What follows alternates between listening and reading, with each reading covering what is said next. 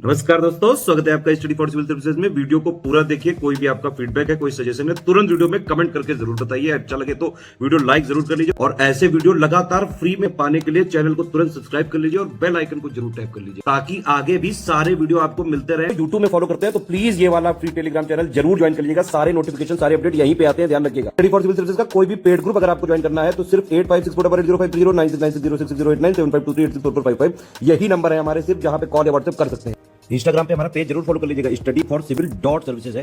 Twitter पे हमको जरूर फॉलो कर लीजिएगा, @studyforcivils है। बायोलॉजी को देख लेते हैं। और biology is the science, science की ये तीसरी ब्रांच है। इससे पहले हमने फिजिक्स को देखा, बीच में केमिस्ट्री को देखा, ये आखिरी पड़ाव है। हालांकि साइंस की बहुत सारी सब ब्रांचेस भी हैं, लेकिन सब ब्रांचेस को हम इन्हीं के अंतर्गत पढ़ते हैं। तो बायो में अगर देखा जाए तो bio is the science of life. अब यहाँ पे बायोलॉजी कहा गया है तो उसी रूप में देखेंगे। Biology is the science of life forms and living processes.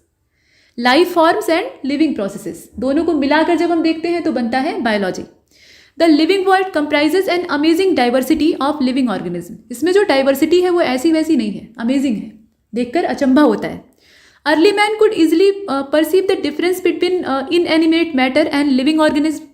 जो पुराना मनुष्य था ना, वो जिंदा चीज़ों में और निर्जीव चीज़ों में भेदभाव कर सकता था। वो जानता था कि कौन सी चीज़ जीवित है, मतलब लिविंग ऑर्गेनिज्म है, और कौन सी जो है वो निर्जीव है, उसके अंदर जीवन का अभाव है। Early man deified some of the inanimate matter like wind, sea, fire etcetera, जो कि एबायोटिक कंपोनेंट कहलाते हैं, है ना, अपने नेचर में। तो उनको ये अलग कर सकता था। और some among the animals and plants, उनको ये अलग करके देखता था। तो उसे भी ये आभास था कि ये चीज़ जो है वो जिंदा है और ये चीज़ जो है ये निर्जीव है। इसके अलावा a common feature of all such forms of inanimate and animate objects was the sense of awe or fear. मतलब वो इन्हीं चीज़ों को तय करता था कि ये चीज़ जो है ये हमें नुकसान पहुंचा सकती है और ये वाली जो है ये हमारे लिए फ़ायदेमंद है। अब जिंदा भी है तो कैसा रिएक्ट करेगा, मतलब आपके सामने एक लायन खड़ा है तो वो कैसा बर्ताव करेगा, और एक रैबिट है तो वो कैसा बर्ताव करेगा, किससे बचकर भागना है और किसके सामने खड़े रहना है या उसका लाभ लेना है। तो ये सब उस समय का भी जो इंसान था वो अपने एक्सपीरियंस के आधार पर बखूबी जानता था। वही बात यहाँ कही गई। और the description of living organism including human being began much later in human history. ये काफ़ी बाद में शुरू हुआ है, लेकिन हम चीज़ों को पहले से जानते थे, भले ही वो हमारे एक्सपीरियंस पर बेस्ड रहा हो। हमने कोई बहुत रिसर्च नहीं किया, बहुत स्टडी नहीं की, लेकिन धीरे धीरे हम अपने अनुभवों से सीखते गए। और अनुभव से अच्छा कोई टीचर नहीं होता, ये आप जानते ही। तो ये सब बातें आगे चलती रहेंगी। इसके बाद आप देख लीजिए कि इसमें कहा गया कि सोसाइटीज़ विच हैव, माफ़ कीजिएगा, societies which indulge in anthropocentric view of biology could register limited progress in biological knowledge. कहने का मतलब ये है कि लिमिटेड प्रोग्रेस जो है वो शुरुआती दिनों में होती है। बाद में क्या होता है कि इसमें बेहिसाब शोध कार्य होते हैं, रिसर्च के वर्क होते हैं और हमें नई नई चीज़ों का पता लगता है। लेकिन जो बेसिक चीज़ थी वो पहले के मनुष्य ने, जो आदि मानव था, उसी ने जान ली थी। मतलब कौन सा एबायोटिक कंपोनेंट है, कौन से बायोटिक कंपोनेंट है, किससे हमें फ़ायदा पहुंच सकता है, किससे नुकसान हो सकता है, ये सब चीज़ें वो पहले से जानता था। उसी की आगे बारीकी जब देखी जाती है तो रिसर्च और आगे बढ़ती। तो यहाँ तक तो हमने एक बैकग्राउंड देखा। जैसे हर सब्जेक्ट में हम थोड़ा सा डिफिनीशन की ओर जाते थे, बैकग्राउंड बनाते थे, तो वो काम कर लिया है। अब असली बात पर आते हैं। तो सबसे पहले आप देखेंगे डाइवर्सिटी इन लिविंग वर्ल्ड। तो लिविंग वर्ल्ड जो है उसमें डाइवर्सिटी कैसी है, पहले तो आप क्लासिफिकेशन कर लीजिए। तो लिविंग किंगडम जो है उसी का हम क्लासिफिकेशन करेंगे। जो नॉन लिविंग ऑर्गेनिज्म है उनके साथ कोई तालमेल है नहीं। तो टैक्सोनॉमी की अगर बात करें, यहाँ आप देख रहे हैं, taxonomy is a system of naming and organising things, specially plants and animal. ठीक है, plants and animals.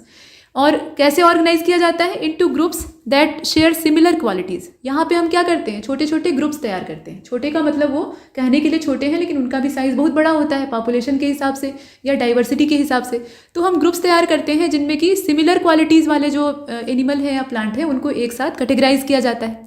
Father of taxonomy जो है वो कार्ल लिनियस है, इनका नाम आप देख रहे हैं। According to binomial method, the scientific name of each living being is made up of two words. दो वर्ड्स होते हैं। एक तो इसमें देखें आप, पहला वर्ड जो है वो डिनोट करता है डिसेंट को, और दूसरा जो वर्ड है वो डिनोट करता है कास्ट को। और उसके बाद आप देख रहे हैं कि after this the name of the explorer is abbreviated. जो इनको एक्सप्लोर करने वाला व्यक्ति होता है ना, उसको भी खुजली होती रहती है, वो चाहता है कि उसका भी नाम साथ में जुड़ा रहे, तो उसका भी नाम इसमें एब्रीविएट कर दिया जाता है। अब इसके बाद आप देखें कि binomial method was presented by Swedish biologist Linnaeus, और उनकी एक बुक थी, उसी में इसको बाकायदा रिप्रेजेंट किया गया था, एक्सप्लेन किया गया था। बुक का नाम है स्पीशीज प्लांटेरम, इसे ध्यान दीजिएगा, ये किताब का नाम। इसके बाद नाम आता है R.H. विटेकर का। ये समय है 1969 का, काफ़ी बाद का समय है, इसे आप देख सकते हैं।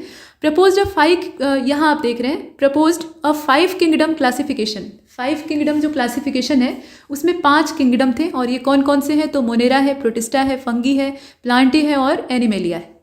तो सबसे पहले आप देखिए किंगडम प्लांटे को। अब इसमें प्लांट्स आते हैं, और प्लांट्स कैसे होते हैं वो तो आप जानते ही हैं। वही बात यहाँ कही गई है कि it includes all multi cellular, ध्यान से देखिए, मल्टी सेलुलर, फोटोसिंथेटिक, प्रोडक्टिव और ऑटो इम्यून ऑर्गेनिज्म। ठीक है, ये इनकी विशेषता बताई गई है। ये कैसे होते हैं? मल्टी सेलुलर होते हैं, ये फोटोसिंथेटिक होते हैं, फोटोसिंथेसिस का प्रोसेस करते हैं, अपना भोजन खुद तैयार करते हैं। प्रोडक्टिव होते हैं, यही तो प्रोड्यूसर है अपने इकोसिस्टम में, है ना। और ये ऑटो इम्यून होते हैं। तो इस तरह के जो ऑर्गेनिज्म है इनको हम कहते हैं प्लांट। किंगडम प्लांटे में ये सब आते हैं। अब यहाँ चर्चा हुई है प्रोड्यूसर की, तो प्रोड्यूसर की डिफिनीशन देखना जरूरी है। Producers are autotrophic. ये कैसे होते हैं? ऑटोट्रॉपिक होते हैं, make their food by taking sunlight and using the energy to make sugar, या तमाम चीज़ें बनाने में। मतलब कुल मिलाकर सोलर एनर्जी को यूटिलाइज करने का काम तो यही करते हैं ना, अपने मेटाबॉलिज्म को ठीक करते हैं, उसके अलावा बाकी जो है उसको केमिकल एनर्जी के रूप में स्टोर कर लेते हैं। अब इनका सेवन करने वाले जो अनदर ट्रॉपिक लेवल के ऑर्गेनिज्म होते हैं, मतलब कंज्यूमर होते हैं असल में, वो करते हैं तो उन्हें जो केमिकल एनर्जी है उसका सिर्फ 10% जो है वो प्राप्त हो जाता है। तो ऐसे करके इकोसिस्टम में जो सोलर लाइट है उसको घुसाने का काम, यूटिलाइज करवाने का काम शुरुआत यहीं से होती है। तो ये प्रोड्यूसर है। इसके बाद नंबर आता है ग्रीन प्लांट्स, जो है ये प्रोड्यूसर है। टेरेस्ट्रियल इकोसिस्टम में ग्रीन प्लांट है, और यही काम जो मैरीन इकोसिस्टम होता है वहाँ पे फाइटोप्लैंक्टन्स करते हैं। अब यहाँ आप देख रहे हैं कंज्यूमर्स को, तो कंज्यूमर जो है ये प्रोड्यूसर्स को खाते हैं और उसके बाद अपना पोषण प्राप्त करते हैं। कुछ ऐसे भी कंज्यूमर होते हैं जो कि ये प्रोड्यूसर को खाने वाले कंज्यूमर्स को खा जाते हैं, है ना। तो एक दूसरे को खाने का सिलसिला चलता रहता है, और ये कंज्यूमर जो है इनको हेट्रोट्रॉप्स कहा जाता है। तो अब इनकी जो 2 वेराइटी है उसको देख लेते हैं, 2 नहीं बल्कि 3 वेराइटी है असल में। तो पहला तो हर्बीवोर्स है। ये जो हर्बीवोर्स हैं ये क्या करते हैं? हरे पौधों को खाते हैं। जो प्लांट्स हैं, प्रोड्यूसर्स हैं, उनको सीधे खाते हैं और अपना पेट भरते हैं, अपनी एनर्जी को मेंटेन करते हैं। तो 10% रूल के हिसाब से मैक्सिमम एनर्जी तो इनको मिलती है। अब इनको खाने वाले जो कार्निवोर्स हैं उसमें सेकेंडरी और टर्शियरी लेवल के जो हैं, तो वो अपना क्रमशः खाते हैं, तो उनको एनर्जी प्राप्त होती है। कुछ ऐसे भी होते हैं जो कि दोनों को खाते हैं, मतलब हर्बीवोर्स को भी खाते हैं, और बाकी जो जीव हैं जैसे कार्निवोर्स, या फिर आप कह लीजिए कि हर्बीवोर्स और कार्निवोर्स दोनों को मारकर खाते हैं, या ये कह सकते हैं कि वो मांस का भी सेवन करते हैं, यानी जीवों को भी खाते हैं, और जो प्लांट्स हैं उनको भी खाकर अपना पेट भरते हैं। तो वो होते हैं ऑमनिवोर्स। जैसे हम मनुष्य हैं या पिग्स हैं, इस तरह के जीव में ये लोग आते हैं। इसके बाद कार्निवोर्स को आपने देख ही लिया है। नीचे आप देख लीजिए डिकम्पोजर को। तो डिकम्पोजर होते कौन है? डिकम्पोजर जो है ये गार्बेज मैन होते हैं एनिमल किंगडम में। जैसे अपने यहाँ कचरे वाला होता है, कचरा बटोर कर ले जाता है, अपने गली मोहल्ले की सफाई हो जाती है, और वो बेचारा जो है वो कचरे को यूटिलाइज कर लेता है ना, अपने काम में लगा लेता है। अपने काम का मतलब ये है कि उससे फिर नई चीज़ें बनती हैं, या कबाड़ी वाले से आप पूछिए कि कचरे का क्या होता है, वो बताएगा आपको। तो गार्बेज मैन की तरह से ये काम करते हैं डिकम्पोजर। जितना भी सड़े गले पदार्थ होते हैं, मतलब वेस्ट मटेरियल होता है, चाहे वो प्लांट से निकलने वाला हो या एनिमल कोई, अब इसमें आपने देखा कि फूड चेन जो है उसमें एक दूसरे को खाने का क्रम चलता है। ठीक है, मतलब एक कंज्यूमर है तो उसको दूसरे ने खा लिया, लेकिन ऐसा तो है नहीं कि सब खा ही लिए जाएंगे, कुछ तो जिंदा बच ही जाते हैं। वो उनकी पॉपुलेशन होती है, उनकी कम्युनिटी होती है। अब उनका जो लाइफ साइकिल है वो कभी ना कभी कंप्लीट होता है, तो वो मरते हैं, अपनी नेचुरल डेथ उनकी होती है। तो नेचुरल डेथ होगी तो उनकी जो डेड बॉडी है वो पड़ी हुई सड़ती रहेगी, तो उस पर ये काम करने वाले जो जीव हैं इनको कहा जाता है डिकम्पोजर। और ये क्या काम करते हैं आइए देखते हैं।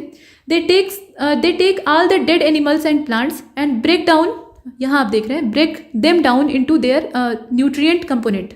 ठीक है, so that plant can use them to make food. अब ये क्या करते हैं, फिर से उनको न्यूट्रिएंट कंपोनेंट्स में तोड़ देते हैं, और उसके बाद प्लांट इनका इस्तेमाल कर लेते हैं अपने फूड को बनाने के लिए, अपने फूड मेकिंग में। तो ये जो है ये सेप्रोफाइटिक कहलाते हैं। इसके बाद एडाप्टेशन दिया हुआ है, तो एडाप्टेशन में आप जीरोफाइट्स जो प्लांट होते हैं, मतलब जीरोफाइट्स जो होते हैं ये प्लांट ही हैं, तो इनके बारे में देख रहे हैं। इनका एडाप्टेशन कुछ अनोखे तरीके का होता है।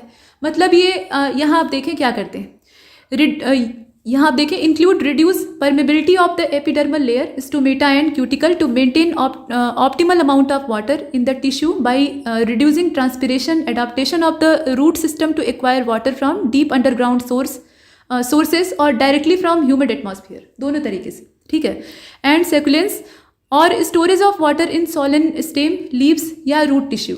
अब इसमें ये क्या करते हैं, इनके जो ऊपर का हिस्सा होता है, मतलब जीरोफाइट्स का, ये ऐसे स्थान पर उगते हैं जहाँ जो एनुअल रेन का अमाउंट है वो बहुत कम होता है, मतलब डेजर्ट होता है, डेजर्ट वाला एरिया होता है। तो पानी तो इन्हें मिलने से रहा, बहुत ज़्यादा मिलेगा नहीं, तो पानी की ये बचत करते हैं, वाटर को ये बचा कर रखते हैं। इनके जो तने होते हैं, इनका जो स्टेम होता है वो काफ़ी फूला फूला मांसल होता है और उसमें ये अपना वाटर और जो फूड है उसको स्टोर करके रखते हैं। और इनकी जो जड़ें हैं वो काफ़ी लंबी लंबी होती हैं, ऊपर से ये छोटे दिखाई देंगे और अंदर जो इनकी रूट्स हैं वो बहुत नीचे तक जाती हैं और कभी कभी जो ग्राउंड लेवल का वाटर होता है वहाँ तक पहुँच जाती हैं और वहाँ से अपनी जो पानी की रिक्वायरमेंट है उसको कंप्लीट करती हैं। इसके अलावा ऊपर से ज़्यादा वेपराइजेशन ना हो, मतलब जो इवेपरेशन है उसका प्रोसेस धीमा हो जाए, इसके लिए इनकी पत्तियाँ या तो होती ही नहीं हैं और नहीं तो होती हैं तो बहुत छोटी आकार की होती हैं और नहीं तो उसकी जगह पे पाए जाते हैं कांटे। तो ये होते हैं ज़ीरोफाइट्स। इसके बाद जो अगला आप देख रहे हैं ये फ्रेटोफाइट है और इनके बारे में देखा जाए तो ये डीप रूटेड प्लांट होते हैं that obtain significant portion of water that it needs from phreatic zone, मतलब जो जोन ऑफ सेचुरेशन होता है वहाँ से ये प्राप्त करते हैं, या फिर आप कहें कि or the capillary fringe above the phreatic zone. The roots of such plants are approximately 25 to 30 metres reaching to underground water. यहाँ जैसा कि आपको बताया जो जेरोफाइट्स हैं उसी में एक वेराइटी होती है, ये फ्रेटोफाइट्स होते हैं और इनकी जो जड़ें हैं वो 25 से 30 मीटर की गहराई में ज़मीन में अंदर चली जाती हैं और जो ग्राउंड वाटर का लेवल होता है वहाँ तक पहुँच जाती हैं और वहाँ से अपनी जो ह्यूमिडिटी है, अपना जो वाटर की रिक्वायरमेंट है उसको फुलफिल करती हैं। इसके बाद हाइड्रोफाइट्स का नंबर आता है, तो जैसा नाम है वैसा ही इनका काम है। ये एक्वाटिक प्लांट्स होते हैं या इनको माइक्रोफाइट्स भी कहा जाता है और ये जो प्लांट्स होते हैं ये स्पेशल एडाप्टेशन इनके अंदर भी पाया जाता है, मतलब ये या तो वाटर में सबमर्ज होते हैं, डूबे हुए होते हैं, नहीं तो उसके सरफेस पे पाए जाते हैं, ऊपर तैर रहे होते हैं। ऊपर से इनकी जो लीव्स होती हैं वो फोटोसिंथेसिस करती हैं, जड़ें जो हैं वो नीचे कहीं कीचड़ में धंसी रहती हैं, ऐसा भी होता है। तो इनका जो एडाप्टेशन है उसके बारे में कहा गया, यहाँ आप देखें the most common adaptation is aerenchyma. आगे बढ़ते हैं, हेलोफाइट्स को देख लीजिए, जो खारा पानी होता है उसके अंदर ये पाए जाते हैं। Halophyte is a salt tolerant plant. ये कैसे होते हैं? साल्ट टॉलरेंट होते हैं और ये वाटर और सॉइल ऐसी जगह, मतलब ऐसे वाटर और ऐसे सॉइल में भी पैदा होते हैं जिनकी की सैलिनिटी बहुत हाई होती है। Coming in to contact with saline water through its root or by salt spray such as its saline semi desert mangrove swamp, इस तरह की जगहों पे ये पाए जाते हैं। जैसे कि मैंग्रोव के जो वृक्ष होते हैं, जैसे सुंदरी के वृक्ष हैं, ये वेस्ट बंगाल का जो मैंग्रोव डेल्टा है, सुंदरबन का डेल्टा, वहाँ पे पाए जाते हैं, है ना। तो वहाँ आप देखते हैं कि इनकी जो जड़ें हैं वो खारे पानी में लगी रहती हैं और ऐसा जाल तैयार कर लेती हैं कि सुनामी तक को रोकने में सक्षम होती हैं। तो इस तरह के जो पौधे हैं इनको हम क्या कहेंगे? हेलोफाइट्स कहेंगे। सेलाइन वाटर और सेलाइन सॉइल में ये जिंदा रहने में सक्षम होते हैं। इसके बाद एपीफाइट्स आते हैं। एपीफाइट्स जो है ये प्लांट होते हैं, मतलब ये भी प्लांट है, इसमें कोई शक तो है नहीं, और that grows on surface of a plant and derives it's moisture and nutrients from the air, rain water, जैसे कि मैरिन इन्वायरमेंट में अगर देखा जाए, और from debris accumulating around it, जैसे कि एग्जाम्पल के तौर पे आप देख रहे हैं ऑर्किड को।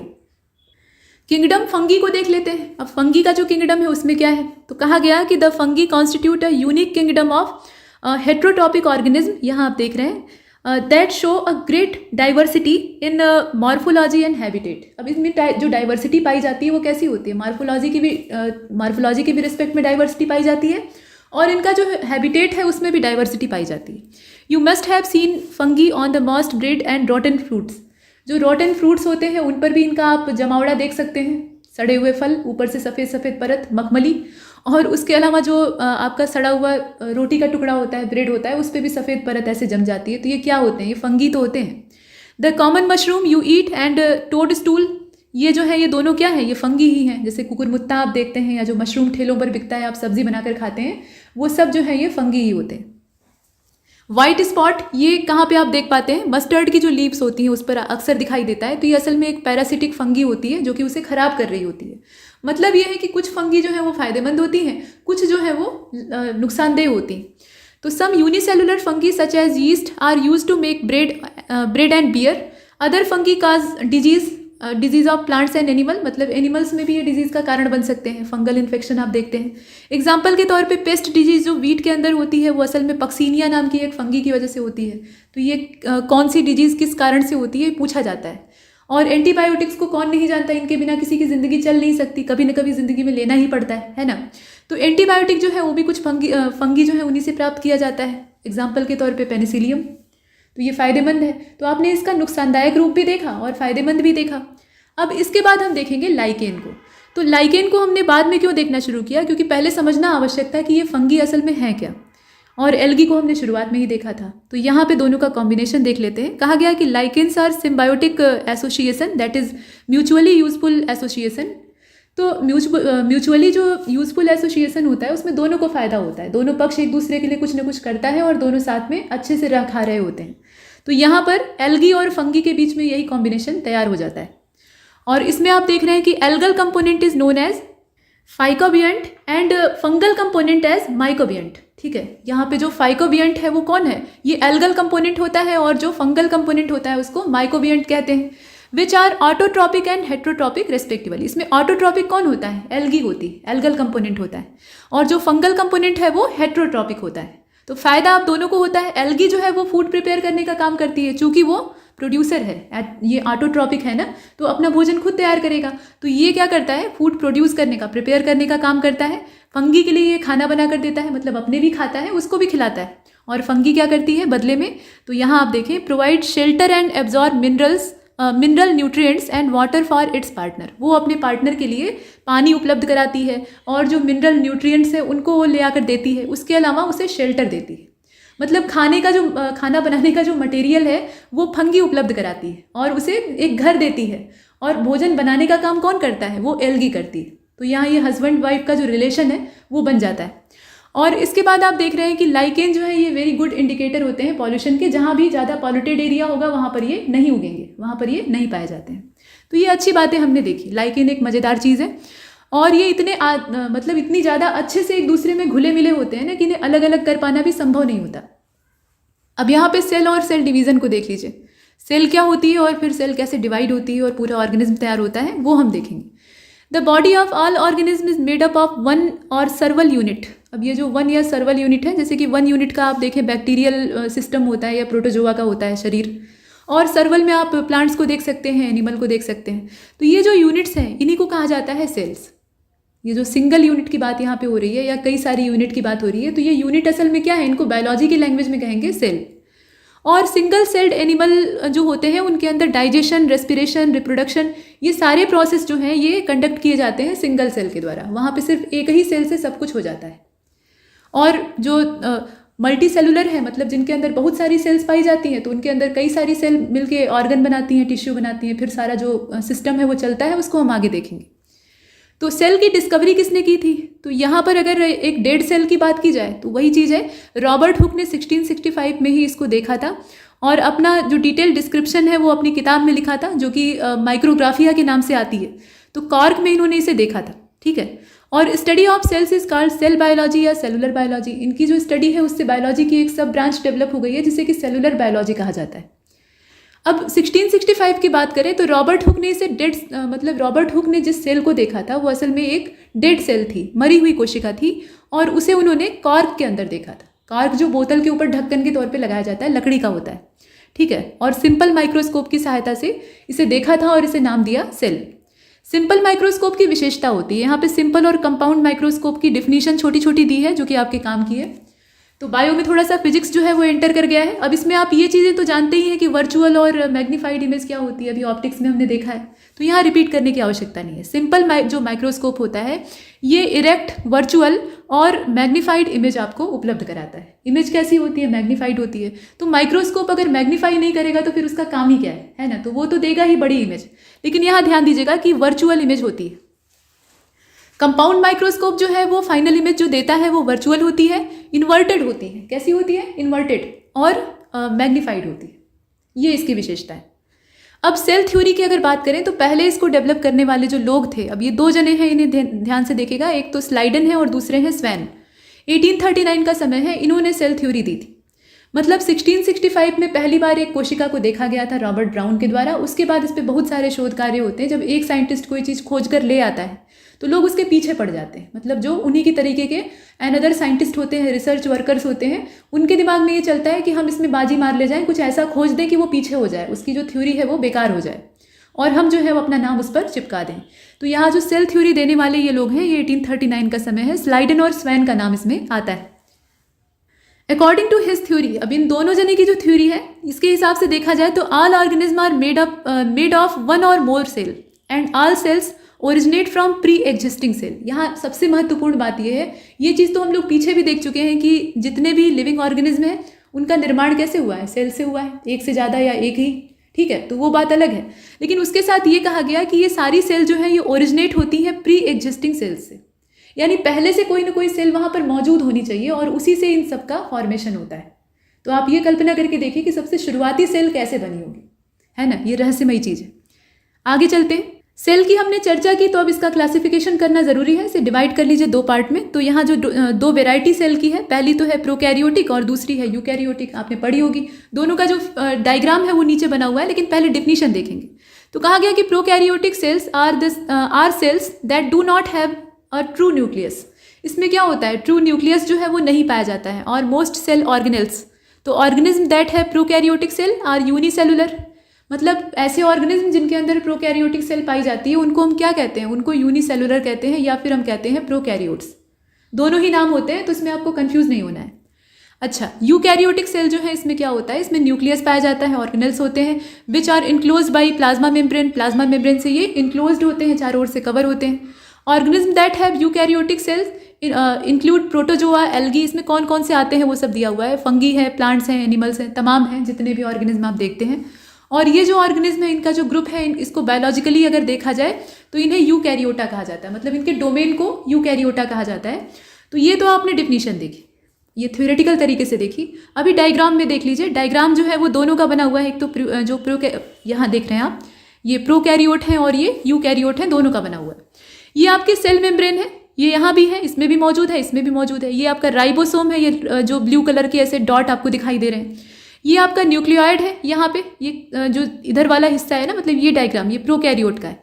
ये कैप्सूल है, ठीक, और नीचे आप देख रहे हैं कि ये सेल वॉल है सुरक्षा करने के लिए। यहाँ आप देखें तो मेम्ब्रेन इनक्लोज न्यूक्लियस, न्यूक्लियस को चारों ओर से घेरने वाली जो मेम्ब्रेन है वो दी हुई है। न्यूक्लियस जो है वो बीच में मौजूद है, जो कि इसकी विशेषता है। इसके अलावा आप यहाँ राइबोसोम को देख ही रहे हैं, ठीक, सेल मेम्ब्रेन आपकी है ही है। तो ये सारी चीज़ें इसमें जो इसके अलग अलग पार्ट्स हैं उन्हें ध्यान से देख लीजिएगा। अब वापस इसकी जो थ्योरी है उसकी ओर चलते हैं।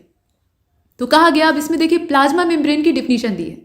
Plasma membrane is a biological membrane. ये क्या है, बायोलॉजिकल मेम्ब्रेन है, इसमें तो कोई डाउट नहीं है। That separates the interior of all cells from the outside environment.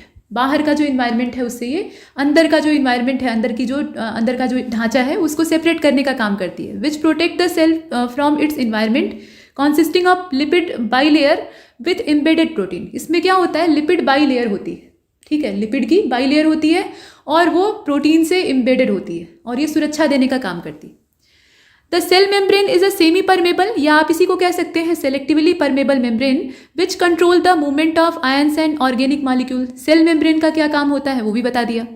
तो यहाँ आप देखें कि the role of endoplasmic reticulum and ribosome is most important in protein synthesis in the cell. तो किसका क्या रोल है इसको बहुत ध्यान से देखते जाइएगा, ये सब पूछा जाता है, ठीक है, एक एक शब्द को ध्यान से देखिएगा। गोल्जी बॉडीज एंड यहाँ आप देख रहे हैं Golgi bodies and endoplasmic reticulum carries ribosomes and these ribosomes are building sites for protein synthesis. ये जो राइबोसोम है ये क्या करते हैं, ये प्रोटीन सिंथेसिस के लिए माहौल बना कर देते हैं, एक साइट तैयार करते हैं। और इसीलिए अगले वाले स्टेटमेंट में ये कहा गया कि the ribosome is also known as protein factory of the cell. इन्हें प्रोटीन की फैक्ट्री इसीलिए कहा जाता है। फैक्ट्री को आप देखते हैं ना, उसमें बहुत सारी मशीनें होती हैं, प्रोडक्शन के लिए हर सुविधा वहाँ पे उपलब्ध होती है, तब किसी खास चीज़ का वहाँ प्रोडक्शन हो पाता है। तो वैसे ही प्रोटीन के प्रोडक्शन के लिए पूरा माहौल बना के पूरी फैक्ट्री तैयार करके देते हैं। The size of cell in living organism, अब देखिए यहाँ पे जो सेल का साइज है वो ऑर्गेनिज्म में एक जैसा नहीं होता। ये नहीं कि एक छोटे से बैक्टीरिया के अंदर जैसी सेल या सेल का साइज जितना बड़ा है उतना ही बड़ा किसी बहुत बड़े जीव में पाया जाता हो, आवश्यक नहीं है और ऐसा होता भी नहीं है। तो वही यहाँ बताने का प्रयास किया गया कि the size of cells in living organism may be as small as millionth of a metre. Millionth of a metre का मतलब है कि वो माइक्रोमीटर की रेंज का हो सकता है, ठीक है। और may be as large as a few centimetre, वो फ्यू सेंटीमीटर लार्ज भी हो सकता है। एकदम मिलियंथ सेगमेंट हो सकता है मीटर का, मतलब माइक्रोमीटर में माइक्रोमीटर की रेंज का हो सकता है, और नहीं तो वो सेंटीमीटर की भी कोटि का हो सकता है। जैसे कि आप देखें कि माइक्रोस्कोपिक जो साइज है सेल का वो कहाँ पे पाया जाता है। पहली चीज़ तो वो दिखाई नहीं देगा आपको, सामान्य आँख से दिखेगा नहीं, तो उसके लिए आपको चाहिए होगा माइक्रोस्कोप। तो उससे अगर आप देखें तो वही चीज़ यहाँ बताई गई कि they need to be enlarge और मैग्नीफाइड बाई अ माइक्रोस्कोप। उसे जो माइक्रोस्कोप है उसके सहारे मैग्नीफाइड करना पड़ता है, तब जाकर वो आपको दिखती है। तो स्मॉलेस्ट सेल जो है वो हो सकती है 0.1 से लेकर 0.5 माइक्रोमीटर के बीच की, और ये बैक्टीरिया के अंदर पाई जाती है। ये सामान्य आँख से आपको दिखने वाली नहीं है। और लार्जेस्ट सेल जो है वो शुतुरमुर्ग के अंडे में होती है। ऑस्ट्रिच का जो एग होता है कितनी होती है, तो 170 मिलीमीटर से लेकर 130 मिलीमीटर, ये जो इसकी रेंज दी हुई है उसे आपने देखा। अब यहाँ पे ओनियन सेल की बात की जा रही है। The boundary of the onion cell is the cell membrane covered by another thick covering card. ये जो थिक कवरिंग है इसको क्या कहा जाता है, कार्ड सेल वॉल, इसको कहते हैं cell wall. The central dense round body in the centre is called nucleus. बीच की जो डेंस राउंड बॉडी होती है जो कि बीच में स्थित होती है और चारों ओर से ये सेल वॉल जो है उसे प्रोटेक्ट कर रही होती है, वो कहलाता है न्यूक्लियस। साथ में ये बताया गया कि द सेल मेम्ब्रेन, यहाँ देखें आप, gives shape to the cell. Cell membrane सिर्फ बाहर से सुरक्षा नहीं करती है, उसके अलावा ये जो सेल है उसको शेप देने का काम करती है। In addition to the cell membrane there is an outer thick layer in the cell of plants called cell wall. Plants जो है उनके अंदर एक और आउटर थिक लेयर पाई जाती है जो कि इन्हें मजबूती देती है, दृढ़ता प्रदान करती है, और ये होती है सेल वॉल। ठीक है, ये जो प्लांट सेल होती है उसी में पाई जाती है। इसके बाद साइटोप्लाज्म को देख लीजिए। ये जेली लाइक सबस्टेंस है और ये प्रेजेंट होता है, यहाँ देखें, present between the cell membrane and the nucleus. Various other components or organelles of cell are present in the cytoplasm, जैसे कि माइटोकॉन्ड्रिया है, गाल्जी बॉडी है, राइबोसोम है, ये सब इसमें पाए जाते हैं। तो ये आपकी साइटोप्लाज्म की डिफिनीशन हो गई। आइए अब डाइजेस्टिव सिस्टम को देख लेते हैं। तो food is one of the basic requirements of all living organism. मतलब सिर्फ सोलर एनर्जी से काम नहीं चलेगा। सोलर एनर्जी तो सिर्फ जो ग्रीन प्लांट है वो एब्जॉर्ब करके उससे अपना फूड तैयार करते हैं, उससे अपना फूड प्रिपेयर करते हैं, लेकिन न्यूट्रिएंट्स हमको चाहिए होते हैं। जो जीवधारी हैं, जो बाकी ऑर्गेनिज्म हैं, उनको सीधे सीधे भोजन की आवश्यकता होती है ना। तो वो जो फूड है वो बेसिक रिक्वायरमेंट है किसी भी लिविंग ऑर्गेनिज्म के लिए, पौधों के लिए भी होती है, सीधी बात है। तो the major component of our food are carbohydrate. हमारा जो भोजन है मनुष्य का, उसकी बात अगर करें तो उसमें मेजर कंपोनेंट क्या होते हैं? पहली चीज़ तो कार्बोहाइड्रेट होता है, प्रोटीन होता है, फैट होता है, ये सब तो होना ही चाहिए। उसके अलावा विटामिन और मिनरल जो है ये भी स्मॉल क्वांटिटी में आपको चाहिए होते हैं। मतलब ये बहुत ज़्यादा नहीं चाहिए लेकिन थोड़ी मात्रा में चाहिए, नहीं तो इनकी डिफिशियंसी होगी तो फिर नई बीमारियाँ पैदा होंगी। अब यहाँ आप देखें तो bio micro molecules in the food can not be utilize by our body in their original form. इसको जो हमारी बॉडी है ना वो ओरिजिनल फॉर्म में यूटिलाइज नहीं कर पाती। They have to be broken down and converted into simple substances in digestive system. तो हमारा जो डाइजेस्टिव सिस्टम है वो क्या करता है, इन्हें ब्रोक डाउन करके सिंपल सबस्टेंसेज में तोड़ता है, तब जाकर ये हमारे काम के लिए इस्तेमाल होती है। This process of conversion of complex food substances to simple absorbable form is called digestion.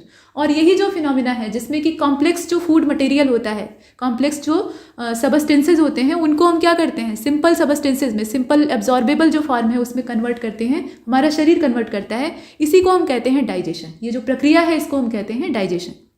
और इसमें पूरा जो डाइजेस्टिव सिस्टम है वो भाग लेता है। इसमें मैकेनिकल प्रोसेस भी होता है और बायोकेमिकल जो मेथड है वो भी काम आते हैं। दोनों तरीके से इसमें वर्क किया जाता है।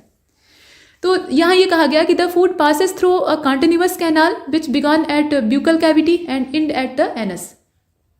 ब्यूकल कैविटी से ये स्टार्ट होती है और एनस पे जाके खत्म होती है। तो ये हमारा पूरा डाइजेस्टिव मैकेनिज्म है उसे आप देख रहे हैं और आगे देखेंगे। अब यहाँ पर जो कैनाल है उसको हम डिवाइड करते हैं। ऐसा तो है नहीं कि ओवरऑल हम एक ही पूरा कह देते हैं कि शुरू से लेकर अंत तक एक गुफा है जिसके अंदर भोजन पचता है, ये तो आसान काम है। लेकिन यहाँ हम पढ़ रहे हैं साइंस जिसमें कि बखिया उधेड़ी जाती है, मतलब भूसे के ढेर में से सुई निकालने का काम होता है, तो बारीकी से देखना होता है ना। तो यहाँ पर कहा गया कि canal can be divided into various compartment. अब इसमें कई सारे कंपार्टमेंट होते हैं जिनका अपना अपना काम है ना। जैसे एक फैक्ट्री है या कोई ऑफिस है, मतलब कोई एक वर्क प्लेस है, वहाँ हर एम्प्लॉय का अपना एक वर्क प्लेस होता है, मतलब अपना एक जगह होता है, केबिन होती है, और उसके जिम्मे एक डिफरेंट तरीके का काम रहता है। हर एम्प्लॉय जो है वो एक काम नहीं कर रहा होता है। कुछ लोग जो है वो प्रोग्रामिंग का काम कर रहे होते हैं, कुछ लोग जो है वो कोई हार्डवेयर का काम कर रहे होते हैं। मतलब जैसी फैक्ट्री जैसा वर्क प्लेस है उसके हिसाब से। तो वैसे ही अपने डाइजेस्टिव सिस्टम में भी अलग अलग जो कंपार्टमेंट बने हुए हैं उनका अपना महत्व है। जैसे कि ब्यूकल कैविटी पहला है, उसके बाद फूड पाइप है आपका, है ना। फूड पाइप जो है इसको हम क्या कहते हैं, इंसोफेगस भी कहते हैं, माफ कीजिए एसोफेगस भी कहते हैं। और इसके बाद आपका स्टमक आता है, फिर स्मॉल इंटेस्टाइन होती है, फिर आपकी लार्ज इंटेस्टाइन होती है जो कि स्मॉल की तुलना में थोड़ी सी छोटी होती है। यहाँ नाम दिया है स्मॉल, तो इससे आप स्मॉल मत समझिएगा, वो छल्लेदार होती है, मुड़ी तुड़ी होती है, बिल्कुल नूडल्स की तरह से, लेकिन अगर उसको फैला दिया जाए तो उसकी जो लंबाई है वो बहुत अच्छी खासी होती है, उसकी तुलना में जो लार्ज इंटेस्टाइन होती है वो चौड़ी जरूर होती है लेकिन लंबाई उसकी कम होती है। अभी कितनी लंबी होती है वो भी हम देखेंगे। और अंत में रेक्टम और लास्ट में एनस पे जाके ये समाप्त होती है। तो ये पूरा इसका स्ट्रक्चर है। अब यहाँ ये कहा गया कि the food component gradually get digested as food travels through the various compartment. Food जो है वो हमारे मुंह से अंदर प्रवेश करता है, फिर अब जो फूड पाइप है वहाँ से होते हुए स्टमक में पहुँचता है, स्टमक से फिर वो स्मॉल इंटेस्टाइन में जाता है, वहाँ ज़्यादातर जो न्यूट्रिएंट्स हैं उनको एब्जॉर्ब कर लिया जाता है ना। जो ज़्यादातर न्यूट्रिएंट्स होते हैं उसको स्मॉल इंटेस्टाइन में पाचन उनका हो जाता है और उसको एब्जॉर्बेबल बना के सोख लिया जाता है, वो हमारे रक्त में पहुंच जाता है, हमारे ब्लड में पहुंच जाता है। जो बचा कुचा बिना डाइजेस्ट किया हुआ भोजन है वो जो लार्ज इंटेस्टाइन होती है उसके अंदर जाता है और वहाँ पर इसमें से वाटर और बाकी चीज़ें जो काम की होती हैं उसको ले लिया जाता है और फिर सब बाहर निकाल दिया जाता है। तो ये सिंपल चीज़ है। वही यहाँ बताया गया, कहा गया कि gradually get digested as food travels through the various compartment the inner walls of the stomach and small intestine and the various glands associated with the canal such as salivary gland and the liver and the pancreas secrete digestive juice। अब यहाँ पे जो digestive juice secret करने का काम है वो कौन कौन करता है? एक तो हमारी जो सलेवरी ग्लैंड होती है वो करती हैं, लार ग्रंथियाँ, उसके अलावा लिवर से भी ये काम होता है, पेंक्रियाज भी ये काम करता है। ठीक है, तो ये कई सारे इसमें जो सपोर्टर है उन्हें आप ध्यान से देखिएगा। The digestive juice convert complex substances of food into simpler ones. यही तो काम करना होता है, हमारा जो पूरा डाइजेस्टिव सिस्टम है उसमें यही किया ही जाता है। The digestive tract and the associated glands together constitute the digestive system. हम ये नहीं कहेंगे कि पूरा जो डाइजेस्टिव ट्रैक है वही हमारा डाइजेस्टिव सिस्टम है, उसके साथ बहुत सारी सपोर्टर जो एसोसिएटेड ग्लैंड्स होती हैं वो अगर न रहे तो डाइजेशन नहीं हो पाएगा, मतलब डाइजेशन को कर पाना संभव नहीं होगा, है ना। तो इनको कंबाइंडली कहा जाता है डाइजेस्टिव सिस्टम, सबको मिलाकर। Food is taken in to the body through the mouth, मुंह से ये ले जाया जाता है अंदर और उसके बाद ये हमारी पूरी बॉडी में आगे बढ़ता है।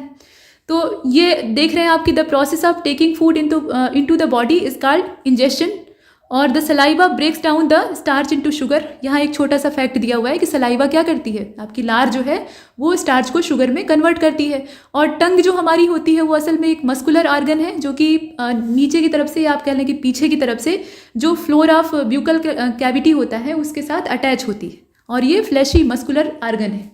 इसके अंदर मसल्स होती हैं, मतलब बोन्स नहीं पाई जाती हैं, ये ध्यान दीजिएगा। यहाँ जो डायग्राम आप बना देख रहे हैं ये समरी दी हुई है। अब समरी कैसी है, तो इसमें absorption in different parts of digestive system वो दे रखा है, माउथ में कैसे होता है या स्टमक में कैसे होता है, स्मॉल इंटेस्टाइन में कैसे होता है, लार्ज वाली में कैसे होता है, और फिर उसके बाद पूरा इंसान बनाया हुआ है, साथ में उसकी जो पूरी कैनाल है, डाइजेस्टिव कैनाल है, वो बनाकर रखी हुई है। तो पहले चित्र बाद में देखेंगे, यहाँ जो लिखा हुआ है उसको देख लेते हैं। तो देखिए माउथ में क्या होता है, certain drugs coming in contact with mucosa of mouth and lower side of the tongue are absorb into the blood. ठीक है, absorb into the blood, capillaries lining them, मतलब जो ब्लड कैपिलरीज होती हैं उनके द्वारा इसे एब्जॉर्ब कर लिया जाता है। तो ये तो मुंह की बात हो गई, मुंह में कैसे एब्जॉर्प्शन होता है। अब अपना जो स्टमक है उसके अंदर क्या होता है, digestion of protein, fats and etcetera, मतलब कई सारी चीज़ें हो सकती हैं, टेक्स प्लेस। यहाँ पे बहुत सारी चीज़ों का डाइजेशन होता है, ये कहने का मतलब है, जैसे कि प्रोटीन है, फैट है। Absorption of alcohol is mainly done by stomach and proximal intestine. इनके द्वारा जो एल्कोहल है उसका एब्जॉर्प्शन ज़्यादातर डन किया जाता है, ज़्यादातर यहीं पर किया जाता है। इसके बाद आप इसमें जो स्मॉल इंटेस्टाइन है उसको देख रहे हैं, तो प्रिंसिपल ऑर्गन फॉर एब्जॉर्प्शन यही है। इसके अंदर छोटे छोटे जो विली हैं वो पाए जाते हैं, यानी रसांकुर पाए जाते हैं। ये एब्जॉर्ब करते हैं जितने भी न्यूट्रिएंट्स हैं और उनको ब्लड तक पहुंचाने का काम करते हैं। तो principal organ for absorption of nutrients और the digestion is completed here and the final product of digestion such as glucose, fructose, fatty acid, glycerol, amino acid, ये सब जो है ये एब्जॉर्ब कर लिए जाते हैं the mucosa into blood stream and lymph. ठीक है, तो ये पहुंच जाते हैं ब्लड स्ट्रीम में। लास्ट वाला देखते हैं, लार्ज इंटेस्टाइन में जो बचा खुचा है वो यहाँ पे एब्जॉर्ब हो जाता है। तो ज़्यादातर तो वाटर को उसमें से जो मतलब अनडाइजेस्ट मटेरियल होता है उसमें से वाटर एब्जॉर्ब कर लिया जाता है। उसके अलावा जो कुछ मिनरल उसमें बचे खुचे होते हैं उसको भी ये जो लार्ज इंटेस्टाइन है यहाँ से एब्जॉर्ब कर लिया जाता है। और कुछ ड्रग्स जो होती हैं उनको भी ये लार्ज इंटेस्टाइन जो है वो एब्जॉर्ब करती है, कुछ ड्रग्स को, सबको नहीं। तो इस तरह की कुछ बची खुची चीज़ों को जो हमारी लार्ज इंटेस्टाइन है वो एब्जॉर्ब करके जो बचा खुचा बेकार पदार्थ होता है उसको शरीर से बाहर कर देती है। तो ये पूरा मामला है, इसमें एक मतलब टेबुलर फॉर्म में बनाकर दिया हुआ है। ये जो फिगर है इसको देख लीजिएगा, इसमें शुरुआत कहाँ से होती है। ये ओरल कैविटी है, आपकी मुंह है, यहाँ से माउथ। यहाँ पे आप देख रहे हैं कि जो फूड पाइप है वो आपका नीचे आ रहा है, ठीक है, इसके बाद ये आपका स्टमक है, ये लिवर है, सपोर्ट कर रहा है, गाल ब्लेडर है, ठीक है, बाइल जूस यहाँ पे कलेक्ट हो रहा है, ये आपकी ड्यूडेनम है, यहाँ बीच में कनेक्ट कर रही है ना ये स्मॉल इंटेस्टाइन को स्टमक से। यहाँ पे है आपका पेंक्रियाज, ये एंडोक्राइन और एक्सोक्राइन दोनों तरीके से काम करता है, आगे हम देखेंगे उसको। इसके बाद ये जेजुनम है आपकी, और नीचे आप देख रहे हैं कि ये जो ट्रांसवर्स कोलोन है वो दिखाई दे रही है। अब इसमें आप स्मॉल इंटेस्टाइन जो है उसको ज़रा देखिए, इसकी लंबाई अच्छी खासी होती है, लेकिन ये पूरा कर्व शेप में ऐसे मुड़ी तोड़ी इसमें एडजस्ट होती है, इसलिए हमें पता नहीं लगता है। ये लार्ज इंटेस्टाइन से कहीं ज़्यादा लंबी होती है। और लास्ट में है आपका यहाँ पे कोलोन है, और इसके बाद ये रेक्टम है यहाँ पे कुछ, और ये है आपका एनस। तो इस तरीके से है। यहाँ कुछ ये आपका अपेंडिक्स दिखाई दे रहा है, जिसका कि अपने शरीर में कोई खास काम होता नहीं है, क्योंकि सेलुलोज का पाचन अपने यहाँ करना नहीं होता है। तो ये सब बातें हमने देखी। अब इसको थोड़ा और प्रैक्टिकल तरीके से डिटेल में आगे देखते हैं। तो एलिमेंट्री कैनाल को देख लीजिए। The human digestive system consist of alimentary canal and secretary glands, ठीक है, ये जो सेक्रेटरी ग्लैंड्स हैं ये पाई जाती हैं, और it consist of buccal cavity. इसके अलावा आपका जो इसमें एसाफेगस होता है वो पाया जाता है, मतलब फूड पाइप वाले हिस्से की बात हो रही है। इसके बाद स्टमक पाया जाता है, मतलब स्टमक इसके बाद अगला जो स्टेप है वो होता है। फिर आपकी लार्ज इंटेस्टाइन होती है, फिर स्मॉल, माफ कीजिए पहले इसमें क्रम से चलते हैं। ये स्टमक पाया जाता है, उसके बाद स्मॉल इंटेस्टाइन होती है, फिर लार्ज इंटेस्टाइन होती है, लास्ट में आपका रेक्टम होता है, फिर एनस होता है। तो the main digestive glands which secrete digestive juice are salivary gland. इसके अलावा आपका लिवर है, पेंक्रियाज है, ये सब क्या करते हैं, ये जो डाइजेस्टिव जूस होता है उसको निकालने का काम करते हैं। मतलब वो भोजन में आपका जो पचा हुआ भोजन है उसके अंदर मिलता है और उसे छोटे छोटे अणुओं में तोड़ता है। तो ये सारी बातें हैं। इसके बाद the stomach wall and the wall of the small intestine also secrete digestive juice. जो स्मॉल इंटेस्टाइन है उसकी जो वॉल्स होती हैं वहाँ से भी डाइजेस्टिव जूस जो है वो सेक्रेट होता है। इसके बाद alimentary canal begins with an anterior opening. ये माउथ से स्टार्ट होता है और ओपन अप टू ये पूरा आगे की तरफ बढ़ता है। मतलब माउथ के बाद आपका फूड पाइप है, फूड पाइप के बाद आपका स्टमक है, फिर उसी क्रम में जैसे कि यहाँ बना हुआ था, और अंत में जाकर ये एनस पे समाप्त होता है। तो ये सारी जो उसका ढांचा है हमने शुरुआत में ही देख लिया था। अब यहाँ पे एडल्ट ह्यूमन की अगर बात करें तो 32 परमानेंट टीथ होते हैं उसके अंदर। अब मुंह की अगर बात करते हैं, पूरी जो माउथ की कैविटी होती है उसको अगर देखें तो इसमें ओरल कैविटी में कुल जो दांत हमारे पास पाए जाते हैं उनकी संख्या होती है 32। ये परमानेंट टीथ की बात की जा रही है। और ये जो है ये 4 डिफरेंट टाइप्स में बटे होते हैं। ठीक, तो डिफरेंट टाइप्स इनके कौन कौन से होते हैं आइए देख लेते हैं। पहला तो आप जो देख रहे हैं ये है इंसीजर्स यहाँ पे, उसके बाद कैनियन है, फिर यहाँ आप देख रहे हैं प्रीमोलर्स हैं, पीएम से इसे रिप्रेजेंट किया जाता है, ये मोलर्स हैं। The upper surface of the tongue has small projections called papillae, some of which bear taste buds. अब इसमें क्या होता है, कुछ में टेस्ट बर्ड्स जो है वो पाई जाती हैं। यहाँ जो टीथ है उनका पूरा स्ट्रक्चर बनाया हुआ है, साथ में जॉ सॉकेट जो है वो दिया हुआ है। जब नकली दांत लगते हैं तो किसी सॉकेट में फिट किए जाते हैं, लेकिन ये जो है ये कुदरती दांत हैं जो कि यहाँ दिखाए गए। तो दांतों का जो है वो हमारे डाइजेशन से गहरा लेन देन है, आप अच्छी तरह समझ सकते हैं। चबाने का काम तो यहीं पे होता है, पिसाई यहीं पर होती है। उसके बाद जो चबाया हुआ भोजन होता है उसे शरीर को ग्रहण करना, डाइजेस्ट करना आसान हो जाता है। तो यहाँ आप देख रहे हैं दांतों की नंबरिंग की गई है। इसे जरा जूम करके देख लेते हैं। ये देखिए, ये आपका मोलर दांतों का क्रम है, मतलब जो मोलर टीथ हैं वो यहाँ पे दिए हुए हैं, यहाँ से लेकर यहाँ तक। इसके बाद ये प्री मोलर हैं, ये आपके कैनियन है, और ये इंसीजर है इस तरीके से। और यहाँ इन्हें निकाल कर दिखा दिया है कि निकल कर ये अंदर से कैसे दिखाई देते हैं। चलिए, और ये जॉ सॉकेट, मतलब यहाँ बिना दांतों का मसूड़ा आपको दिखाया गया है, और यहाँ जो है वो दांतों के साथ दिखाया गया है। और जो टीथ है यानी दांत आपके हैं उनकी वेराइटी आपको दिखाई गई, किस दांत को क्या कहते हैं। आगे बढ़ते हैं। अब आगे आप यहाँ साइड में एक और फिगर देख रहे हैं, एक डायग्राम देख रहे हैं जो कि अपने स्टमक का है, ह्यूमन स्टमक का। इसमें आप देख रहे हैं कि ये जो फूड पाइप है ये अटैच हो रहा है इसके स्टार्टिंग पॉइंट से, यहाँ से है ना, इंसोफेगस जो है वो अटैच हो रहा है। उसके बाद यहाँ पे ये पूरा जो हिस्सा है ये एक जे शेप का स्ट्रक्चर बनाता है, मतलब कुछ इस तरीके का, जे के जो इंग्लिश अल्फ़ाबेट है जे, वैसा स्ट्रक्चर बनाते हुए लास्ट में जाकर ये ड्यूडेनम जो है वहाँ पर, ये सुपीरियर पोर्शन ऑफ ड्यूडेनम है, वहाँ पर ये अटैच होता है। और उसके बाद यहाँ से जाकर ये स्मॉल इंटेस्टाइन में जुड़ जाता है ना। तो ये स्ट्रक्चर है, इसको और अच्छे से देख लेते हैं। तो स्टमक के लिए पूरा यहाँ दिया हुआ है, जैसी चीज़ें आपको बताई वही सब कुछ यहाँ भी है। देखिए, the stomach is a thick walled bag. ये क्या है, एक थिक वॉल्ड बैग है, और its shape is like flattened J, जैसा जे का शेप होता है, फ्लैटेंड जे का शेप होता है, वैसा ही इसका स्ट्रक्चर होता है कुछ कुछ। And it is the widest part of the alimentary canal. ये क्या होता है, सबसे वाइडेस्ट पार्ट होता है। यहाँ पर बात हो रही है स्टमक की। It receives food from the food pipe at one end and open into small intestine at the other. दूसरा जो इसका पार्ट होता है, मतलब जो इंड इसका होता है, वो स्मॉल इंटेस्टाइन में ओपन होता है और बाकी जो इसकी शुरुआत है वो फूड पाइप के आखिरी हिस्से से होती है। मतलब फूड पाइप जहाँ पे ख़त्म होता है वहाँ से स्टमक स्टार्ट होता है और स्मॉल इंटेस्टाइन का जो ड्यूडेनम वाला पार्ट होता है वहाँ जाकर ख़त्म होता है। अब यहाँ ये बताया गया अगले वाले फैक्ट में, मतलब अगले वाले पॉइंट में, the inner lining of the stomach stretch secretes mucus, hydrochloric acid and digestive juice. जो इसकी इनर लाइनिंग होती है स्टमक की, वहाँ से म्यूकस निकलता है, इसके अलावा हाइड्रोक्लोरिक एसिड, और काफ़ी ज़्यादा ये तेज होता है, ठीक है, इसकी जो पीएच वैल्यू है वो काफ़ी कम होती है, ठीक। तो ये हाइड्रोक्लोरिक एसिड वहाँ से रिलीज होता है, मतलब सेक्रेट होता है। इसके अलावा डाइजेस्टिव जूस निकलता है और ये सब भोजन को पचाने का काम करते हैं। The mucus protect the lining of the stomach. Mucus जो है वो स्टमक की लाइनिंग को प्रोटेक्ट करता है, नहीं तो जो एसिड है वो भोजन को तोड़ सकता है, नष्ट कर सकता है, बैक्टीरिया मार सकता है, तो वो जो स्टमक की वॉल्स हैं उनको भी खराब कर सकता है ना। लेकिन ऐसा नहीं होता है, तो वो म्यूकस जो है वो यहाँ पर मदद करता है, मतलब उसे प्रोटेक्ट करने का काम करता है। यही बताया गया कि the acid kills many bacteria that inter along with the food and makes the medium in the stomach acidic. चूँकि ये एसिडिक प्रॉपर्टी का होता है, अच्छी खासी एसिडिक प्रॉपर्टीज़ की होती है, तो इसलिए ये स्टमक के मीडियम को एसिडिक बनाकर रखता है और ये डाइजेस्टिव जूस को एक्ट करने में सपोर्ट करता है। मतलब कुल मिलाकर डाइजेशन जो है वो कायदे से काम करता है। The digestive juices break down the protein into simpler substances. मतलब जो डाइजेस्टिव जूस होते हैं ये, जिनके नाम हमने देखे, ये क्या करते हैं, तो प्रोटीन को ब्रेक डाउन करते हैं सिंपलर सबस्टेंसेस में।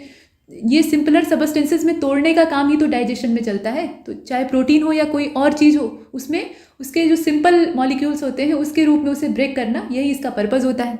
तो यहाँ हमने कुल मिलाकर स्टमक का जो भीतर वाला पार्ट है उसको देखा। साथ में ये कहा गया कि it is helpful in mechanical and chemical digestion of food. Food is called chyme after pulp is form in stomach. जो स्टमक है उसकी दीवारें आपस में मंथन करती हैं, मतलब मैकेनिकली मूव करती हैं, और उनके ऑसिलेशन की वजह से इसके जो छोटे छोटे पार्ट हैं उसके रूप में ये डिवाइड हो जाता है और ऐसे जो एक पल्प तैयार होती है उसको हम कहते हैं काइम। इसमें बहुत सारे डाइजेस्टिव जो फ्लूइड्स हैं वो मिले रहते हैं। The function of hydrochloric acid in the stomach is to help digest food. ये क्या करता है, हाइड्रोक्लोरिक एसिड जो है ये फूड डाइजेशन में हमें मदद करता है। This acid is also able to eat the bacteria that come with food. जो बिना इजाजत के अंदर शरीर में घुस आते हैं बैक्टीरिया खाने के माध्यम से, वो शरीर को नुकसान न पहुंचाए, इसलिए हाइड्रोक्लोरिक एसिड उन्हें मारकर खा लेता है, यानी नष्ट कर देता है। और साथ में ये भी है कि the digestion of protein starts in stomach while the digestion of starch start in mouth. देखिए, स्टार्च का जो डाइजेशन है वो माउथ से ही स्टार्ट हो जाता है, लेकिन प्रोटीन का जो डाइजेशन है ना वो पेट से, यानी जो हमारा आमाशय, हमारा स्टमक है, वहाँ से स्टार्ट होता है। और एक्सेसिव अगर HCl जो है उसका सेक्रेशन होने लगे, मतलब वो ज़्यादा रिलीज होने लगे अगर स्टमक की वॉल से, तो ऐसे में क्या होता है, जो वॉल है वो डैमेज हो जाएगी, पूरा स्टमक का जो अंदर का इनर लेयर है वो खराब हो जाएगा, उसमें घाव बन जाएंगे। तो ऐसे हो जाती है पेप्टिक अल्सर नाम की बीमारी, जो कि बहुत ही दर्दनाक होती है। आगे चलते हैं।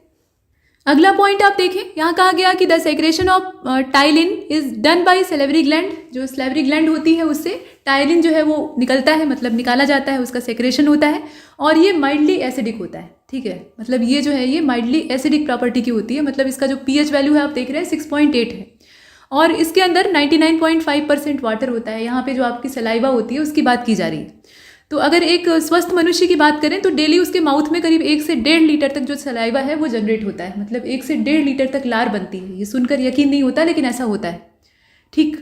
इसके बाद आप देखें कि ये जो सलाइवा है ये किस लिए, मतलब किन चीज़ों में काम आता है। तो ये पहली चीज़ तो फूड मॉइस्चर बनाए रखता है, फूड को मॉइस्चर से युक्त रखता है ताकि वो निगलने में आसान हो।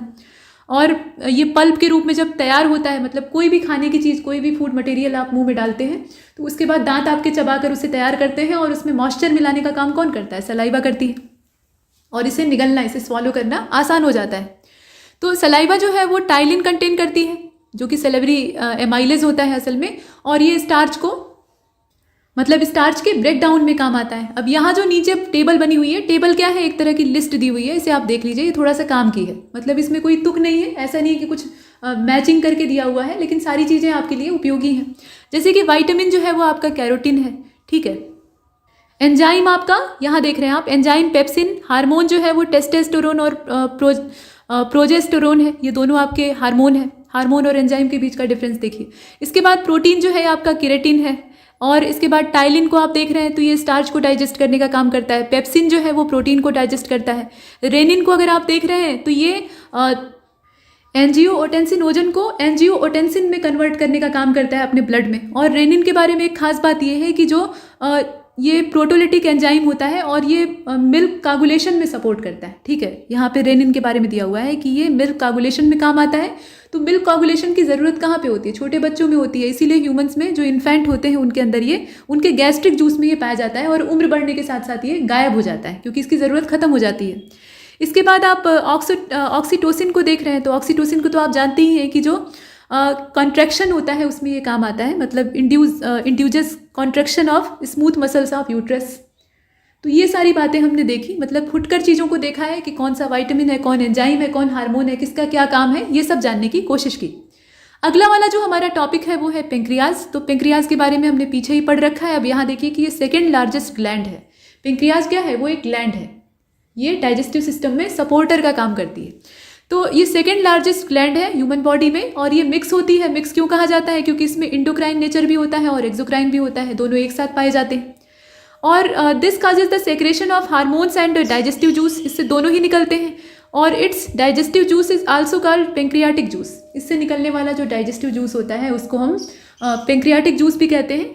और ये एक तरह से एल्कलाइन नेचर का होता है। ठीक है, एल्कलाइन नेचर का होता है। अभी केमिस्ट्री में एल्कलाइन की परिभाषा हमने देखी थी। अब ये क्रीम कलर की ग्लैंड होती है जो कि just below the stomach locate करती है, इसकी लोकेशन आपको बताई गई है। और पेंक्रियाटिक जूस जो है ये कार्बोहाइड्रेट, फैट, प्रोटीन और मतलब यहाँ आप देख रहे हैं इनके बारे में कि the pancreatic juice act on carbohydrate, fats and proteins and changes them into simpler form.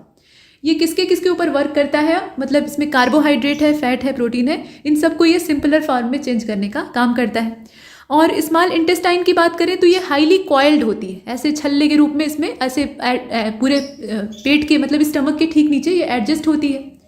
Stomach जो है वो ड्यूडेनम के माध्यम से स्मॉल इंटेस्टाइन से अटैच होता है, तो इसके नीचे वाला पार्ट जो है स्मॉल इंटेस्टाइन ऐसे छल्ले के रूप में अटैच होती है। और इसकी लंबाई अच्छी खासी होती है, लेकिन ये इतनी मुड़ी तुड़ी रहती है कि देखकर लगता है कि छोटी सी है।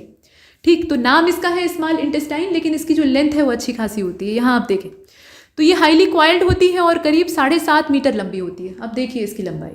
ठीक है, और it receives secretion from the liver and the pancreas. Liver और पेंक्रियाज से जितना कुछ सेक्रेट किया जाता है वो सब यहाँ पर आकर मिलता है, भोजन में मिलता है। Besides it's wall also secrets juice. यहाँ जो इसकी वॉल है वो भी जो तरह तरह के डाइजेस्टिव जूस हैं उनको सेक्रेट करने का काम करती हैं।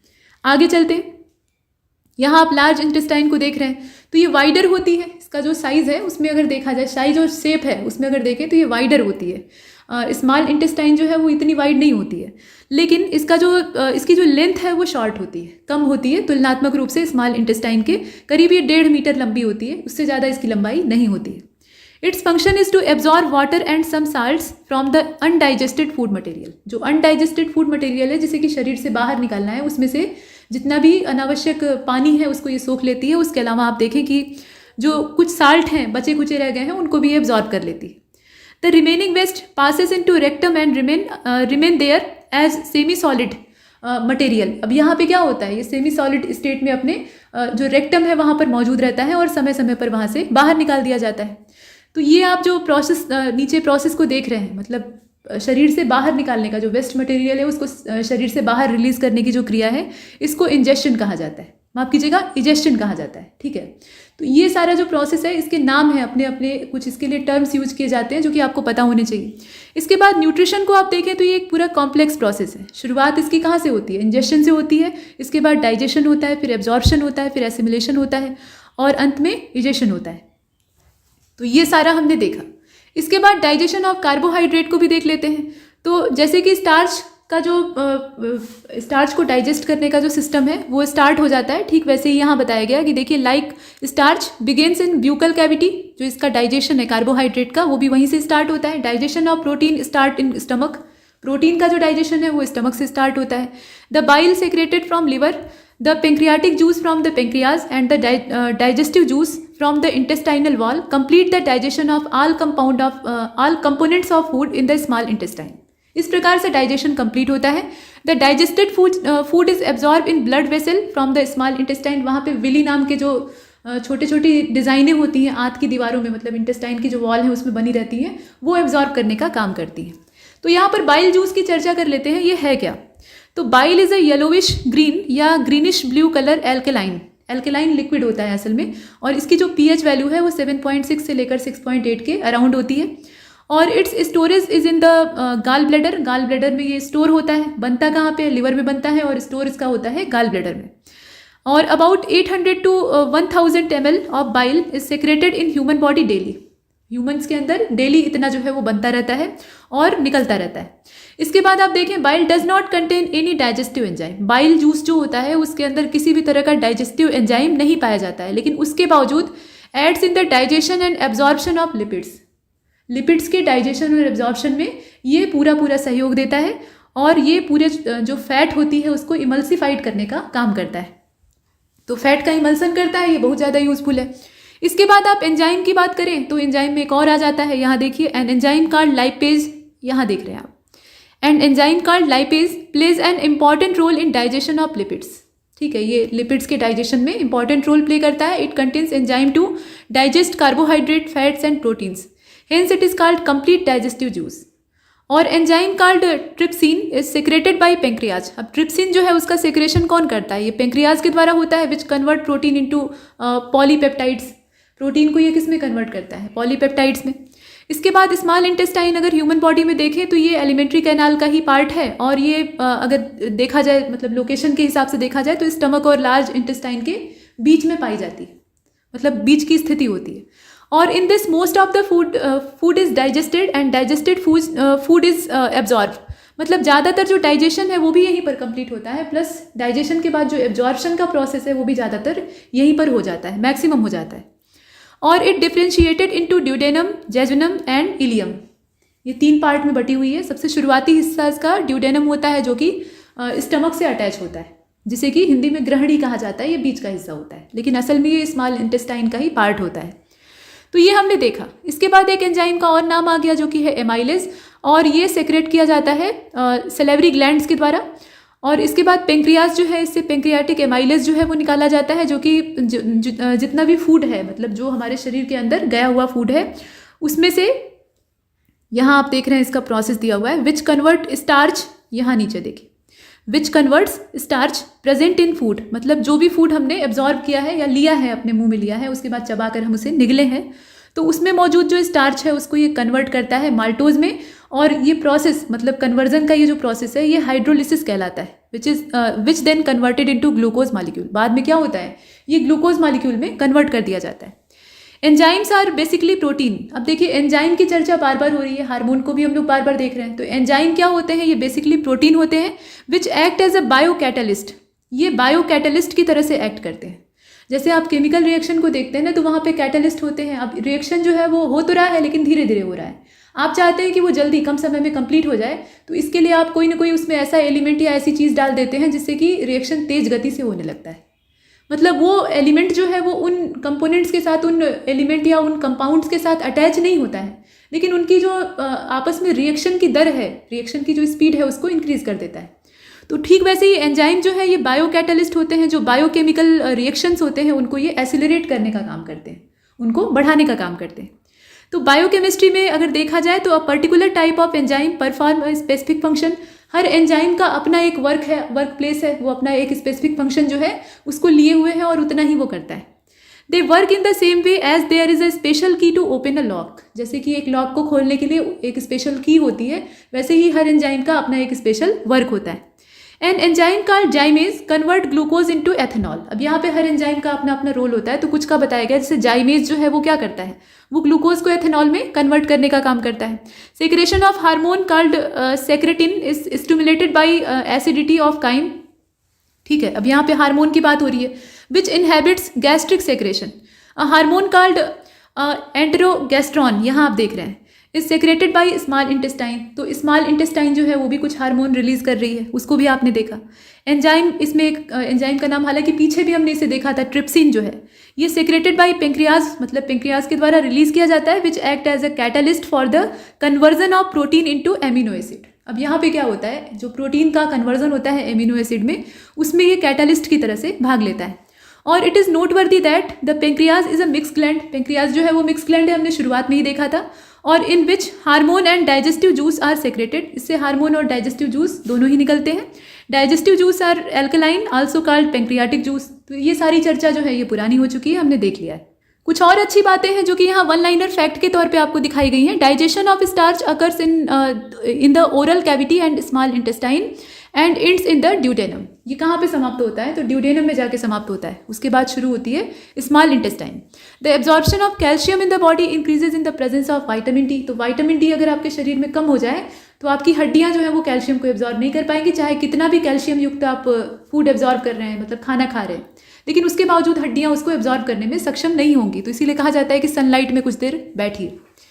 इसके बाद यहाँ ब्रूनर्स ग्लैंड की बात हो रही है। Are found in a part of digestive system called duodenum. ये कहाँ पे पाई जाती है, उनकी लोकेशन आपको बताई। और digestion of food is completed in the ileum. Ileum में जाकर ये कंप्लीट होता है, लास्ट मतलब एकदम जो आखिरी पार्ट है हमारी स्मॉल इंटेस्टाइन का, उसकी बात हो रही है। इसके बाद पेप्सिन की अगर बात करें तो pepsin acts in the acidic environment of the stomach. जो स्टमक का एसिडिक इन्वायरमेंट होता है, अच्छा खासा एसिडिक इन्वायरमेंट होता है, उसमें ये वर्क करता है। और digestion of proteins and fats start in stomach and digestion of protein takes place in the stomach. इसके बाद ह्यूमंस हैव 3 डाइजेस्टिव ग्लैंड्स। 3 प्रकार की डाइजेस्टिव ग्लैंड होती है। एक तो सलेवरी ग्लैंड होती हैं, ठीक है, सलेवरी ग्लैंड होती हैं जो कि मुंह से लार का उत्सर्जन करती हैं। उसके बाद आप देख रहे हैं लिवर होता है और पेंक्रियाज होता है। इनके सहारे जो डाइजेस्टिव सिस्टम है वो पूरा अच्छे से वर्क करता है। रेस्पिरेटरी सिस्टम को देख लेते हैं, साथ में सर्कुलेटरी सिस्टम को भी थोड़ा सा देखेंगे। पहले रेस्पिरेशन को देखते हैं, सांस लेना ज़रूरी है। तो हम जो जीवधारी हैं, चाहे मनुष्य हो या बाकी जो लिविंग ऑर्गेनिज्म हो, रेस्पिरेशन अलग अलग तरीके से होता है। मतलब टेरेस्ट्रियल इकोसिस्टम में अपना तरीका है, जो मैरीन इकोसिस्टम या एक्वाटिक सिस्टम है वहाँ पे दूसरे तरीके से होता है। और अपने टेरेस्ट्रियल इकोसिस्टम में भी बहुत सारे ऐसे ऑर्गेनिज्म पाए जाते हैं जिनका कि पैटर्न हमसे भिन्न होता है। तो आइए देखते हैं। Mechanism of breathing vary among different groups of animals depending mainly on their habitat and level of organisation. अब यहाँ पर क्या होता है, जो ब्रीदिंग का मैकेनिज्म है, सांस लेने का जो तरीका है, वो वेरी करता है। डिफरेंट ग्रुप्स ऑफ एनिमल्स में अलग अलग पाया जाता है और ये इस बात पर डिपेंड करता है कि वो कौन से हैबिटेट में रह रहे हैं और उनका जो लेवल ऑफ ऑर्गेनाइजेशन है वो कैसा है, मतलब उनके आसपास की सराउंडिंग पे वो डिपेंड करता है। लोअर इनवर्टिब्रेट्स लाइक स्पंज या सिलेंट्रेटा या आपका फ्लैट वार्म हो गया, ये सब जो है ये ऑक्सीजन और कार्बन डाइऑक्साइड का एक्सचेंज करने का काम करते हैं। Simple diffusion over their entire body surface, इनका जो पूरा इंटायर बॉडी सरफेस है उसके माध्यम से ये एक्सचेंज का काम कंप्लीट कर लेते हैं। तो इनका जो रेस्पिरेशन है वो कुछ इस टाइप से होता है। मतलब इनका जो ब्रीदिंग मैकेनिज्म है वो ह्यूमन से बहुत अलग है, आपने देखा। इसी प्रकार से अपना अर्थ वॉर्म है केचुआ, तो यूज देयर मोस्ट क्यूटिकल। अब ये क्या करता है, अपनी जो मोस्ट क्यूटिकल है उसका यूज़ करता है। और इंसेक्ट जो है उनका नेटवर्क, उनके पास तो पूरा ट्यूब का नेटवर्क ही होता है ना, जो कि जो एटमॉस्फेरिक यहाँ आप देख रहे हैं, यहाँ देखिए, insect have a network of tube to transport atmospheric air within the body. इनके पास पूरा ट्यूब का नेटवर्क होता है जो कि एटमॉस्फेरिक एयर को इनकी बॉडी में ट्रेवल कराने में, ट्रांसपोर्ट करने में काम आता है। इसी प्रकार से आप यहाँ देखें तो special vascularise structures called Gill, ये जो वेस्कुलराइज स्ट्रक्चर है इसको हम गिल्स कहते हैं और इनका यूज़ किया जाता है जो एक्वाटिक आर्थ्रोपोड्स होते हैं या मोलस्क होते हैं उनके द्वारा। इसके अलावा वेस्कुलराइज बैग जो होते हैं जिनको कि हम लंग कहते हैं, लंग्स कहते हैं, ये पल्मोनरी रेस्पिरेशन का तरीका है। तो इनका यूज़ किया जाता है जो टेरेस्ट्रियल फॉर्म है ऑर्गेनिज्म का उनके अंदर, और गैसेस के एक्सचेंज में ये काम आता है। तो जो वर्टिब्रेट्स हैं, इसके अलावा आपकी फिशेज़ हैं, ये गिल्स का यूज़ करती हैं जो पानी में रहने वाली है ना। इनके पास गिल होते हैं फेफड़ों की जगह पे, जो पानी में घुली हुई ऑक्सीजन को एब्जॉर्ब करने में सक्षम होते हैं। इसके अलावा जो एम्फीबियन है, रेप्टाइल है, बर्ड्स हैं, मैमल्स हैं, ये रेस्पिरेशन करते हैं तो इनके अंदर लंग्स पाए जाते हैं, इनके अंदर फेफड़े होते हैं। ध्यान दीजिएगा, जो एम्फीबियन है उनके अंदर भी लंग्स ही होते हैं, गिल्स नहीं पाए जाते। हाँ, उसमें जैसे कुछ एम्फीबियन, उदाहरण के तौर पे मेढक को आप ले सकते हैं, तो ये अपनी स्किन, जो मॉस्ट स्किन होती है, उसके थ्रू भी रेस्पिरेशन कर सकता है, जिसको कि यहाँ दिया हुआ है, इसे आपने देखा। तो कुल मिलाकर इस पूरे पैराग्राफ में आपको ये समझाने की कोशिश की गई कि जो रेस्पिरेटरी सिस्टम है या रेस्पिरेटरी ऑर्गन है वो हर जीव में एक जैसे नहीं होते हैं। ये उसके परिवेश पर, उसके आसपास की सराउंडिंग पे और किस तरह के मीडियम में वो रह रहा है इस पर निर्भर करते हैं। आगे बढ़ते हैं। अब यहाँ पर बेसिकली हमें अपना देखना है। तो ह्यूमन रेस्पिरेटरी सिस्टम को अगर देखा जाए, नीचे डायग्राम बना हुआ है, ये एनसीईआरटी से लिया गया, आपने देखा होगा, कलरफुल है तो समझने में आसानी है। फिलहाल यहाँ कहा गया कि we have a pair of external nostrils और opening out above the upper lips. ये कहाँ पर ओपन होती है, तो एबव द अपर लिप्स, और it leads to a nasal chamber through the nasal passage. The nasal chamber opens into the nasal chamber opens into the pharynx, ठीक है, ये फेरिंग्स में जाकर ओपन होता है, a portion of which is the common passage of food and air. ध्यान दीजिएगा कि यहाँ पर ये कॉमन पैसेज होता है फूड और एयर के लिए। तो अपने दिमाग में ये आएगा कि हम तो सांस ले रहे हैं, खाना उसी में घुस जाए अगर तो दम घुटने लगता है, कभी कभी ऐसा होता है, ठीक है, सांस ऐसे उखड़ने लगती है। जो आप भोजन कर रहे थे वो आपका जो रेस्पिरेटरी ट्रैक है उसमें चला जाता है। तो ऐसा होने पर दम घुटने से मृत्यु भी हो सकती है, लेकिन कॉमनली ऐसा नहीं होता है। तो यहाँ ये कहा गया कि जो फेरिंग्स हैं ओपन थ्रू द लैरिंग्स और रीजन इनटू द ट्रैकिया, ठीक है। और लैरिंग्स जो है ये क्या है, तो ये कार्टाजिनियस, यहाँ आप देख रहे हैं लैरिंग्स जो होते हैं वो कार्टिलेजिनियस बॉक्स होते हैं which helps in sound production, ये साउंड प्रोडक्शन में मदद करते हैं, and hence called the sound box, और ये साउंड बॉक्स कहलाते हैं। तो यहाँ पर होता ये है, ये तो हमने देखा कि कॉमन पैसेज होता है फूड और एयर के लिए, लेकिन अब यहाँ उसकी एक्सप्लेनेशन दी गई है कि ड्यूरिंग सॉलोइंग, मतलब जब आप सॉलो करते हैं किसी भी फूड को या किसी भी मटेरियल को, तो glottis can be covered by a thin elastic cartilaginous flap, और इसको कहा जाता है एपिग्लोटिस। एपिग्लोटिस के द्वारा वो कवर कर ली जाती है, और इससे क्या होता है कि जो फूड है वो लैरिंग्स में एंटर नहीं कर पाता है, वहाँ पर जो फूड की एंट्री है उसको रोक दिया जाता है, उस रास्ते पर वो नहीं जा पाता है। तो इस वजह से जो श्वसन नलिका होती है, मतलब हमारा पूरा रेस्पिरेटरी ट्रैक होता है, उसमें खाने का समावेश नहीं होता है। तो ये चीज़ हमने देखी। अब यहाँ पे जो ब्रांच नेटवर्क है जिसमें कि ब्रोंकाई है, इसके अलावा ब्रोंकियोल्स है, और साथ में अगर आप देखें तो एल्वियोलाई इसमें होता है, ये सब मिलकर बनाते हैं लंग्स को। लंग्स जो है इसमें बहुत सारी चीज़ें होती हैं। और वी हैव 2 लंग्स, हमारे पास 2 फेफड़े हैं, ठीक है, मनुष्य के पास 2 होते हैं, और which are covered by double layer pleura and between which there is a pleural fluid. अब इसमें क्या होता है, प्लूरल फ्लूइड जो है वो भरा रहता है, जो कि मॉइस्चर को बनाए रखता है और जो फ्रिक्शन है उसको रिड्यूस करने का काम करता है, ठीक। लंग के सरफेस पे जो फ्रिक्शन है उसको ये कम करता है ताकि सांस लेने में आसानी हो। तो यहाँ जो लंग का पूरा डायग्राम है वो बनाया गया है। हमारे 2 लंग्स होते हैं, बीच में ये हमारा हार्ट है जो कि रेड कलर से दिखाई दे रहा है, और उसके नीचे है डायफ्राम। तो बाकी चीज़ों को हम नहीं देखेंगे। देखिए अभी एपिग्लोटिस की चर्चा हुई थी तो वो यहाँ पे है ना, ये, और ये आपका लैरिंग्स है, ये आपका ट्रैकिया है यहाँ पे कुछ, और ये आपका नीचे जितने भी, ये देखिए पूरा लंग का जो ये एक कंपार्टमेंट है वो दिया हुआ है, साथ में ये डायफ्राम आप देख रहे हैं, यहाँ पे ये एल्वियोलाई है इसे आप देख रहे हैं, ये प्लूरल मेम्ब्रेन है जिसमें कि लिक्विड भरा रहता है जो कि फ्रिक्शन को कम करने का काम करता है, ये आपके ब्रोंकियोल्स हैं, ये प्लूरल फ्लूइड है। तो इस तरीके से ये पूरा स्ट्रक्चर बनता है। अंदर की जो संरचना है वो आपको दिखाई जा रही है। अब सर्कुलेटरी सिस्टम को देख लेते हैं। हमने रेस्पिरेटरी सिस्टम को देखा, आपने लंग्स को देखा। अब सर्कुलेशन कैसे होता है, ब्लड सर्कुलेशन कैसे होता है, और उसमें जितने भी इम्प्योरिटीज़ होती हैं उनको फिल्टर करने का काम कैसे किया जाता है। तो पहले तो हम देखें तो सर्कुलेटरी सिस्टम जो है इसकी डिस्कवरी करने वाले विलियम हार्वे थे, और ये समय था 1628 का, काफ़ी पहले ही हो चुकी थी इसकी discovery. There are 2 types of circulatory system, एक तो क्लोज होता है और दूसरा ओपन सर्कुलेटरी सिस्टम होता है। The close circulatory system consist of heart and blood vessels. जो क्लोज सर्कुलेटरी सिस्टम होता है उसमें हार्ट और ब्लड वेसल्स आती हैं, ठीक। तो अब यहाँ जो डिज़ाइन बना हुआ है इसे ध्यान से देखिएगा। शरीर में ऐसा नहीं होता है, ये ग्राफिकल या ये कहा जाए कि एक समझने लायक आपको डायग्राम बनाकर दिया है। यहाँ पर है हमारे लंग्स इस डिज़ाइन के नहीं होते हैं, वो आपको समझाने के लिए बना है। और ये आपकी पल्मोनरी आर्टरी है और ये पल्मोनरी वेन है, अलग अलग कलर से इन्हें यहाँ रिप्रेजेंट किया गया है, एक वायलेट कलर की है, एक रेड कलर की है। इसके बाद आप नीचे देख रहे हैं ये अपना हार्ट है ना ये, और नीचे यहाँ पे आप ये स्मूथ मसल्स को देख रहे हैं, ये आर्टरी है, ये ल्यूमेन है आपका, ये बॉडी पार्ट्स हैं तरह तरह के, ठीक। यहाँ पे वेन है, इसके अंदर का पूरा जो सेक्शन है वो दिखाया गया है। तो कुल मिलाकर ये पूरा एक प्लेन डायग्राम बना हुआ है। ब्लड सर्कुलेशन को, ह्यूमन में कैसे ब्लड सर्कुलेशन होता है पूरे बॉडी में, वो दर्शाया जा रहा है। अब आगे चलते हैं और इसको थोड़ा और विस्तार से देखते हैं। तो विस्तार से देखने का मतलब है कि इसके पंप को हम पहले जान लेते हैं। पूरे हार्ट में, माफ कीजिएगा, पूरे बॉडी में जो सर्कुलेशन को स्टार्ट करने का काम है वो किसके द्वारा किया जाता है। तो ह्यूमन हार्ट, हालांकि हर ऑर्गेनिज्म की हार्ट की बात हम कर सकते थे, लेकिन अपने इंसानी शरीर के अंदर हार्ट का स्ट्रक्चर कैसा होता है, वो कैसे वर्क करता है उसकी बात। तो the human heart is situated slightly to the left of the middle of the chest. मतलब जो चेस्ट का एकदम मिडिल पार्ट होता है उससे ये स्लाइटली लेफ्ट होता है, एकदम से ऐसा नहीं कि इसको एकदम किनारे बाईं ओर कर दिया गया है, एकदम किनारे नहीं होता है, ये लगभग बीच ही में कहा जा सकता है, लेकिन हल्का सा ये शिफ्ट होता है लेफ्ट साइड में। तो स्लाइटली लेफ्ट ये अपना इसकी जो लोकेशन है वो पाई जाती है। This organ made of muscular tissue. ये जो ऑर्गन है हमारा, जो कि काफ़ी ज़्यादा इंपॉर्टेंट है, और ये मस्कुलर टिश्यूज से बना होता है, जो कि सराउंडेड बाई एक कवर से घिरी रहती है, जिसे कि पेरिकार्डियम कहा जाता है, ठीक है। ये जो ऊपर से एक कवर होता है इसको पेरिकार्डियम कहा जाता है और ये पूरी तरह से पेरिकार्डियल फ्लूइड से भरा रहता है। ऐसा क्यों किया जाता है, मतलब ऐसा नेचर ने क्यों किया है? तो which protects the heart from external shock, बाहरी झटकों से ये जो फ्लूइड होता है, ये लेयर होती है, ये हार्ट को प्रोटेक्ट करने का काम करती है। The heart is thick muscular contractile and self pumping organ. ये कैसा है? इसमें कॉन्ट्रैक्शन होते हैं, संकुचन होते हैं, फैलता सिकुड़ता रहता है ना। उसके अलावा ये थिक होता है, मस्कुलर होता है और खुद से इसमें पंप करने की पावर होती है। ऐसा ये पूरा ऑर्गन होता है और हमेशा ये काम करता रहता है रात दिन। और इसके बाद आप देखें, the part of it which receive blood from the tissue of the body is called atrium. ठीक है, इसको आर्टरियम कहा जाता है।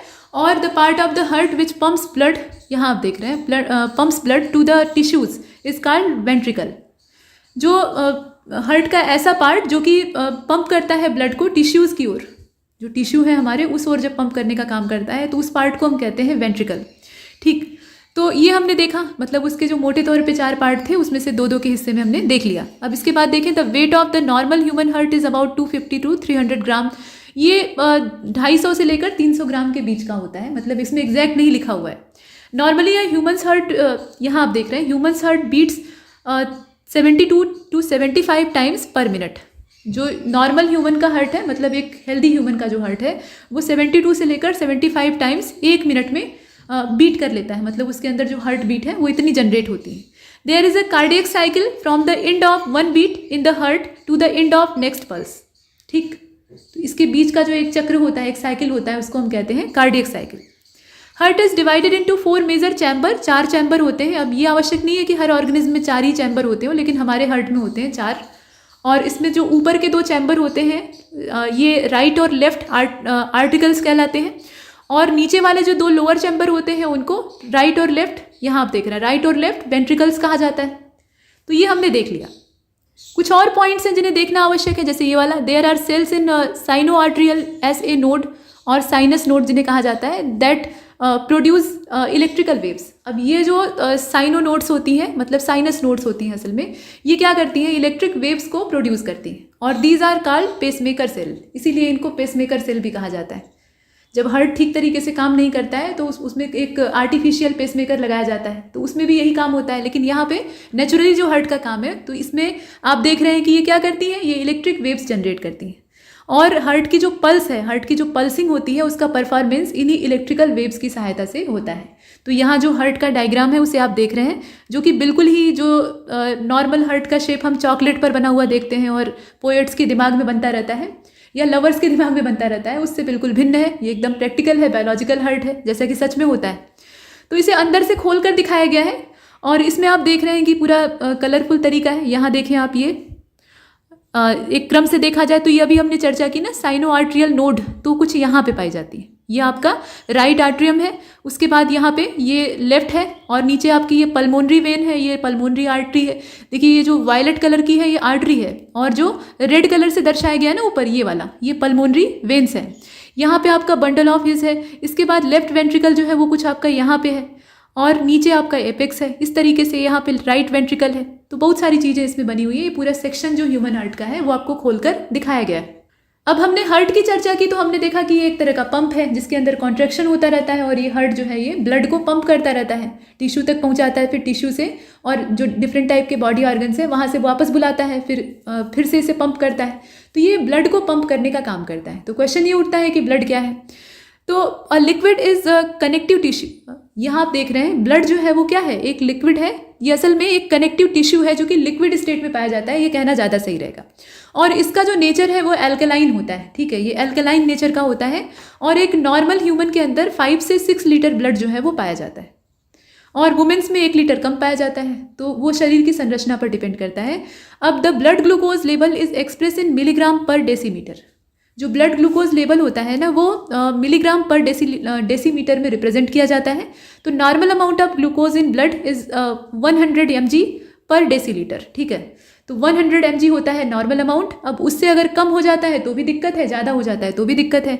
तो यहाँ ये बताया गया, चूंकि यहाँ पे ब्लड ग्लूकोज लेवल की बात हो रही है तो इंसुलिन की चर्चा होना आम बात है। अभी हमने पेंक्रियाज को पीछे देखा था लेकिन उसमें इंसुलिन की चर्चा नहीं की थी। अब यहाँ पर देखिए, कहा गया कि there is a release of hormone called insulin from the pancreas to regulate blood glucose, blood के ग्लूकोज लेवल को रेगुलेट करने के लिए। अब कुछ लोग कहते हैं कि हमें शुगर हो गया है, तो शुगर तो सभी के अंदर होती है, बस ये है कि वो बैलेंस कंडीशन में होती है, अगर कम हो जाए तो दिक्कत है और ज़्यादा हो जाए तो दिक्कत है।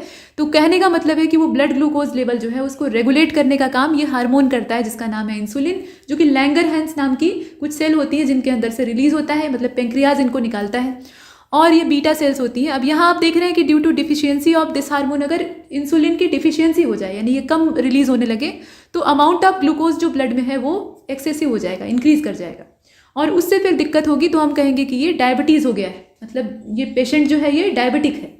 और अगर कम हो जाए, मतलब जो अमाउंट है, यहाँ हमने देखा कि इंसुलिन का अमाउंट कम हो रहा है, अगर बढ़ जाए तो मतलब इंक्रीज कर जाए, तो ज़्यादा मात्रा में निकलेगा तो ब्लड ग्लूकोज लेवल को ये कम कर देगा, है ना। तो कम करने पर फिर हाइपोग्लाइसीमिया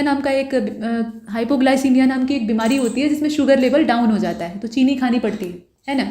तो दोनों ही कंडीशन में दिक्कत है, तो यहाँ ये बताने का प्रयास किया गया कि नॉर्मल ग्लूकोज लेवल कितना होना चाहिए। तो ये तो एक बात हुई। अब ब्लड पे वापस लौट आते हैं। Red colour in the blood is cause by oxy haemoglobin rich blood cells, इनका नाम है आरबीसी, और रेड ब्लड सेल्स जो है इनका डेवलपमेंट होता है बोन मैरो में, और they have life span of about 120 days, ये करीब 120 दिन तक जिंदा रहती है, अच्छा खासा जीवन काल। और अंत में स्प्लीन में जाकर ये डिस्ट्रॉय हो जाती हैं, स्प्लीन में जाकर ये अपना आत्महत्या कर लेती हैं।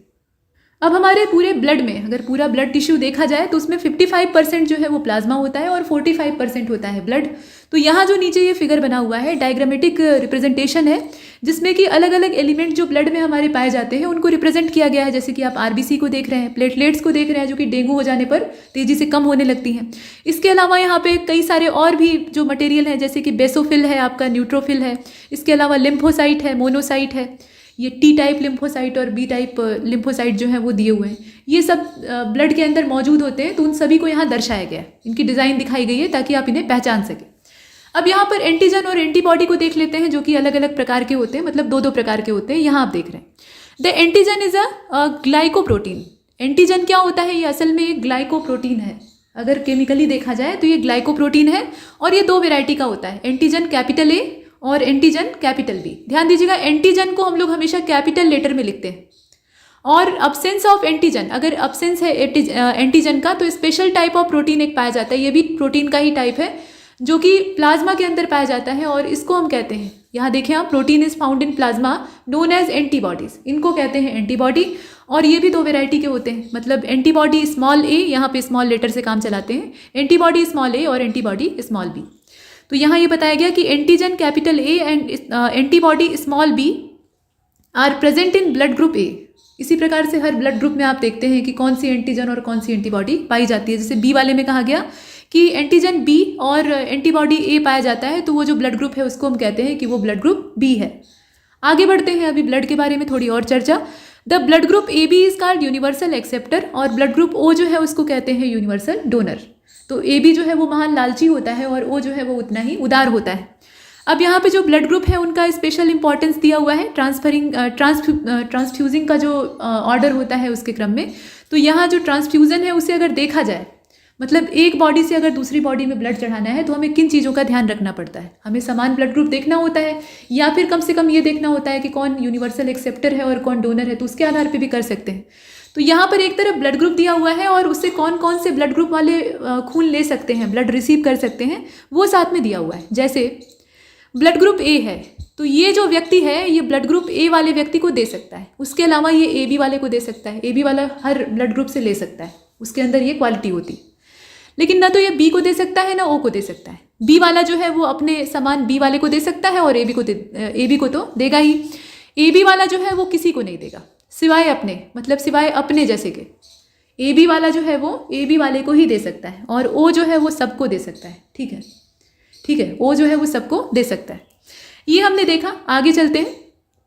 यहाँ कहा गया कि vertebrates circulate blood fluid connective tissue through out the body by which essential substances are carried to cell and form there the by mistake, यहाँ माफ कीजिएगा, from there the waste are remove from the body. यहाँ होता क्या है कि अलग अलग जो डिफरेंट बॉडी पार्ट्स हैं वहाँ तक ब्लड को सर्कुलेट किया जाता है। सर्कुलेटरी सिस्टम में यही तो होता है कि रक्त का प्रवाह पूरे शरीर में हो रहा है, और वहाँ से जो वेस्ट है उसको रिमूव करने का काम, मतलब बॉडी के जिस पार्ट में वेस्ट मटेरियल तैयार हो रहे हैं, ब्लड उनको वहाँ से रिमूव करने का काम करता है, अपने अंदर डाइल्यूट करके वहाँ से ले जाता है। तो ये हमने देखा। और another fluid called lymphatic tissue fluid are, यहाँ आप देख रहे हैं, आल्सो ट्रांसपोर्ट सर्टेन सबस्टेंसेस। ये जो लिम्फेटिक टिश्यू फ्लूइड है ये भी कुछ मात्रा में सबस्टेंसेस को ट्रांसपोर्ट करने का काम करता है। तो ट्रांसपोर्टेशन का काम कौन कौन कर रहा है वो आपको बताया। अब यहाँ पे फ्लूइड मैट्रिक्स होता है, प्लाज्मा होता है, ऑर्गेनाइज सबस्टेंसेज होते हैं, रेड ब्लड सेल्स जैसे कि आरबीसी आप कहते हैं, इसके अलावा वाइट ब्लड सेल्स मतलब ल्यूकोसाइट्स, प्लेटलेट्स जिन्हें आप थ्रोम्बोसाइट्स कहते हैं, ये सब जो है ये ऑर्गेनाइज सबस्टेंसेज के पार्ट होते हैं। ठीक है, जो ऑर्गेनाइज सबस्टेंसेज होते हैं उसमें ये गिने जाते हैं। ह्यूमन ब्लड की अगर बात करें तो ये 4 ग्रुपों में बांटा गया है, जिन्हें कि आपने पीछे देखा, ए बी और मतलब ए और बी, उसके अलावा ए बी और ओ। और बेसिक यहाँ आप देखें ये तो ग्रुपों में बांटा गया है ना, इसे आप देख रहे हैं। The basis of their this classification is the presence और absence of 2 antigen on the surface of red blood cells. अब यहाँ पे हम क्या करते हैं, एंटीजन की प्रेजेंस या अब्सेंस के आधार पर तय करते हैं कि कौन सा ग्रुप होगा। यहाँ हमारा आधार क्या होता है, वो एंटीजन होते हैं ए और बी, वो रहेंगे या नहीं रहेंगे उसी के आधार पे हम डिसाइड करते हैं। लेकिन और भी तरीके हो सकते हैं। तो अगला तरीका क्या हो सकता है, the second classification is based on the presence और absence of RH component. RH factor के आधार पे भी हम इसको क्लासिफाइड कर सकते हैं। On the surface of red blood cells a fluid is found between the cell of the tissue which is called tissue fluid, और this fluid is also called lymph, इसी को कहा जाता है lymph, which is similar to blood but it contains less protein and does not contain organized substances। इनके अंदर organise substances नहीं पाए जाते हैं, जो कि पीछे हमने देखे। तो यहाँ तक हमारी बात हुई। इसके बाद जो अगली चर्चा है वो हम करेंगे एक्सक्रेटरी सिस्टम और इसके अलावा nervous system of the humans. ठीक, तो ह्यूमन एक्सक्रेटरी सिस्टम जो है इसको देख लेते हैं। अब इसमें अगर देखा जाए तो हमारे पास 2 जोड़ी किडनियाँ होती हैं और एक पेयर होता है यूरेटर का, उसके अलावा यूरिनरी ब्लैडर होती है, यूरेथ्रा होता है। किडनी जो है ये रेडिश ब्राउन कलर की होती है। ठीक है, इनका कलर जो है वो ललछऊ भूरा होता है, रेडिश ब्राउन का मतलब, और बीन शेप्ड इनका स्ट्रक्चर होता है। सेम के जो बीज होते हैं ना, बीन जो होती है उसके बीज आप निकाल कर देखिए, सीड निकाल कर देखिए, उनका जैसा स्ट्रक्चर होता है। या हमारे 2 कान जो हैं, हालांकि कान का मतलब जो ईयर्स हैं उनके शेप अलग अलग होते हैं अलग अलग ह्यूमंस में, लेकिन फिर भी तो बीन शेप स्ट्रक्चर इसका होता है, मतलब किडनियों का। ये एक जोड़ी पाई जाती है। Situated between the levels of last thoracic and third lumbar vertebra close to the dorsal. यहाँ आप देख रहे हैं ये वाली लाइन है। ठीक है, dorsal inner wall of the abdominal cavity. तो इनकी जो लोकेशन है वो आपको बताई जा रही है, ये एब्डोमिनल कैविटी में कहाँ पर पाई जाती हैं। तो एक जोड़ी किडनियाँ होती हैं, एक पेयर होता है किडनी का हमारे पास, और उसके साथ जो पूरे अटैच यहाँ पे ऑर्गन है उन्हें आप देख रहे हैं। एक पेयर जो है वो यूरेटर का होता है, यूरिनरी ब्लैडर होती है, और इससे पूरा जो एक्सक्रेटरी सिस्टम है ह्यूमन के अंदर वो तैयार होता है। तो अगर हम किडनी की बात करें तो किडनी के रिस्पेक्ट में ये देखा जा सकता है, इसकी जो चौड़ाई है वो होती है 5 से 7 सेंटीमीटर, मोटाई होती है करीब 2 से 3 सेंटीमीटर, और इसका जो वेट है वो करीब 120 से लेकर 170 ग्राम के बीच का होता है। ठीक, एक एडल्ट ह्यूमन में इसकी जो पूरी शेप और साइज़ है वो यहाँ पे दी हुई है। लंबाई इसकी माफ़ कीजिएगा, इसमें थोड़ा सा मिस्टेक हुआ है। लंबाई जो है वो 10 से लेकर 12 सेंटीमीटर के बीच की होती है, चौड़ाई होती है 5 to 7 सेंटीमीटर, और मोटाई जो होती है वो 2 से 3 सेंटीमीटर के बीच की होती है। अब इसमें आप देखेंगे कि जो कॉन्केव है, कॉन्केव की लेयर के बीच में एक खांच पाई जाती है और इसे हाइलम कहा जाता है। तो इसका जो स्ट्रक्चर है उसे आप देख रहे हैं। यहाँ आप नीचे देखेंगे, अभी नीचे जो किडनी का स्ट्रक्चर है वो दिया हुआ है, उसमें वो सारी चीज़ों को आपको दिखाया जाएगा। साथ में ये होता है कि इसके साथ पूरा एक सिस्टम जनरेट होता है। तो इसे आप देखें, towards the centre of inner concave surface of the kidney it's notch called helium, माफ कीजिएगा hilum, through which ureter blood vessels and nerves enter. अब यहाँ से क्या होता है, जो नर्व्स हैं वो एंटर करती हैं, इसके अलावा जो ब्लड वेसल्स हैं वो यहाँ से एंटर करती हैं। Inner to the hilum is a broad funnel shaped space. अब यहाँ पे क्या होता है, फनेल शेप जो स्पेस है वो पाया जाता है, और इसे कहा जाता है रेनल पेल्विस। ठीक है, ये जो है ये रेनल पेल्विस के नाम से पुकारा जाता है। तो यहाँ जो आप स्ट्रक्चर देख रहे हैं, ये डायग्राम देख रहे हैं, इसे ध्यान से देखिएगा, ये हमारी दोनों किडनी है। ठीक, यहाँ पे ये रेनल आर्टरी है, और यहाँ आप देख रहे हैं कि ये एड्रिनल ग्लैंड है, कुछ यहीं पर पाई जाती है, ये ऊपर दी हुई है, ये पेल्विस है, और ये आपका कॉर्टेक्स है। यहाँ पे डोर्सल एरोटा है, इसके अलावा आप नीचे यूरेटर को देख रहे हैं, यूरिनरी ब्लैडर है। ठीक, ये दोनों आप यहाँ जो किडनी के अंदर का स्ट्रक्चर है उसे आप देख रहे हैं, ठीक है। ये पेल्विस है, बीच में बना हुआ है, ये इंफीरियर वेना केवा है, ठीक। तो ये किडनी का पूरा स्ट्रक्चर और उसके साथ पूरी यूरिनरी ब्लैडर तक जो पूरा एक्सक्रीटरी सिस्टम है उसे डिज़ाइन किया गया है।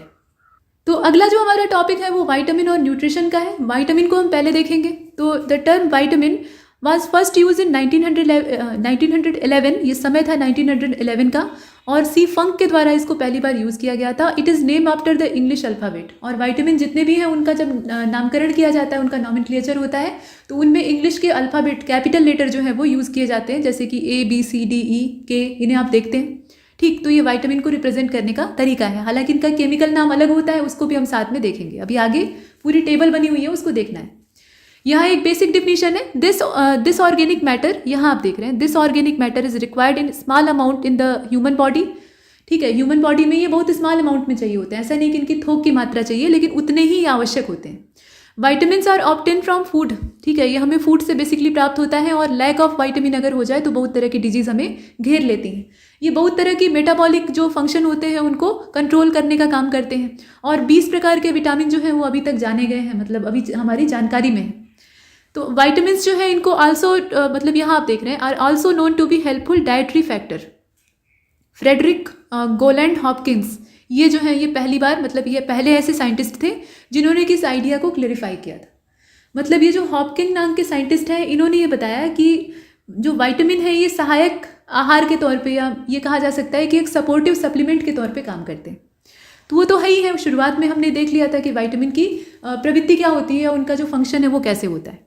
अब यहाँ पे सॉल्युबिलिटी के आधार पे अगर देखा जाए, मतलब किस में वो सॉल्युबल है, वाटर में सॉल्युबल है या फैट में सॉल्युबल है, तो उसके आधार पे हम इन्हें 2 कैटेगरी, मतलब 2 अलग अलग कैटेगरी में डिवाइड कर सकते हैं। पहली तो है वाटर सॉल्युबल, जिसमें कि B और C आते हैं, और दूसरे हैं फैट सॉल्युबल, जिसमें कि A, D, E और K आते हैं, ठीक।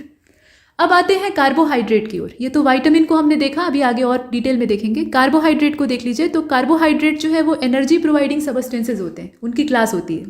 A carbohydrate is a biomolecule consisting of carbon, hydrogen and oxygen, ठीक है। इसके अंदर कार्बन, हाइड्रोजन और ऑक्सीजन एटम पाए जाते हैं, usually with a hydrogen oxygen atom ratio of 1:1। यहाँ पे जो रेशियो है ना 1:1 का होता है, मतलब ये तीनों एलिमेंट आपने देखे ना, तो इनके बीच में जो रेशियो है वो 1:1 का होता है। एंड 10 विद एम्पेरिकल फार्मूला, अब यहाँ पे जो एम्पेरिकल फार्मूला होता है वो ध्यान से देखिएगा, ये कॉमन फार्मूला दिया है कार्बोहाइड्रेट के लिए, इसीलिए यहाँ पे N लिखा हुआ है।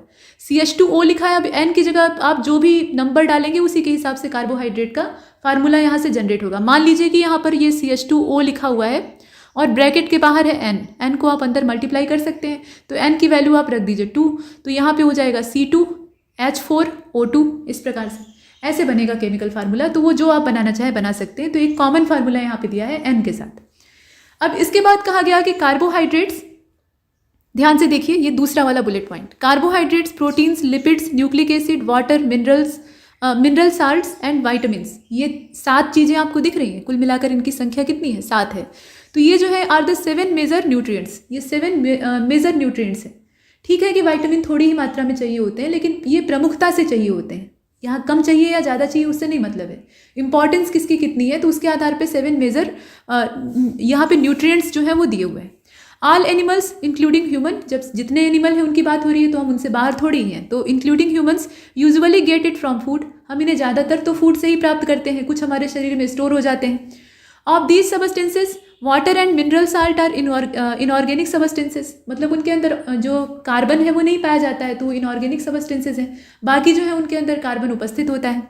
तो कार्बोहाइड्रेट और फैट जो है वो एनर्जी प्रोवाइडिंग सबस्टेंस होते हैं। प्रोटीन जो है वो बिल्डिंग ब्लॉक होता है, मतलब बिल्डिंग सबस्टेंस होता है, वो बनाने का काम करता है, उसके बिना जो सेल है वो डेवलप ही नहीं होंगी। और विटामिन होते हैं, मतलब विटामिन जो होते हैं, इसके अलावा वाटर और मिनरल साल्ट, ये कंट्रोल और रेगुलेट करने का काम करते हैं। अब किस चीज़ को कंट्रोल करते हैं, तो ये कंट्रोल और रेगुलेट करते हैं मेटाबॉलिक फंक्शन को, जो मेटाबॉलिज्म होता है उसको ये दुरुस्त करने का और ठीक से चलाने का काम करते हैं।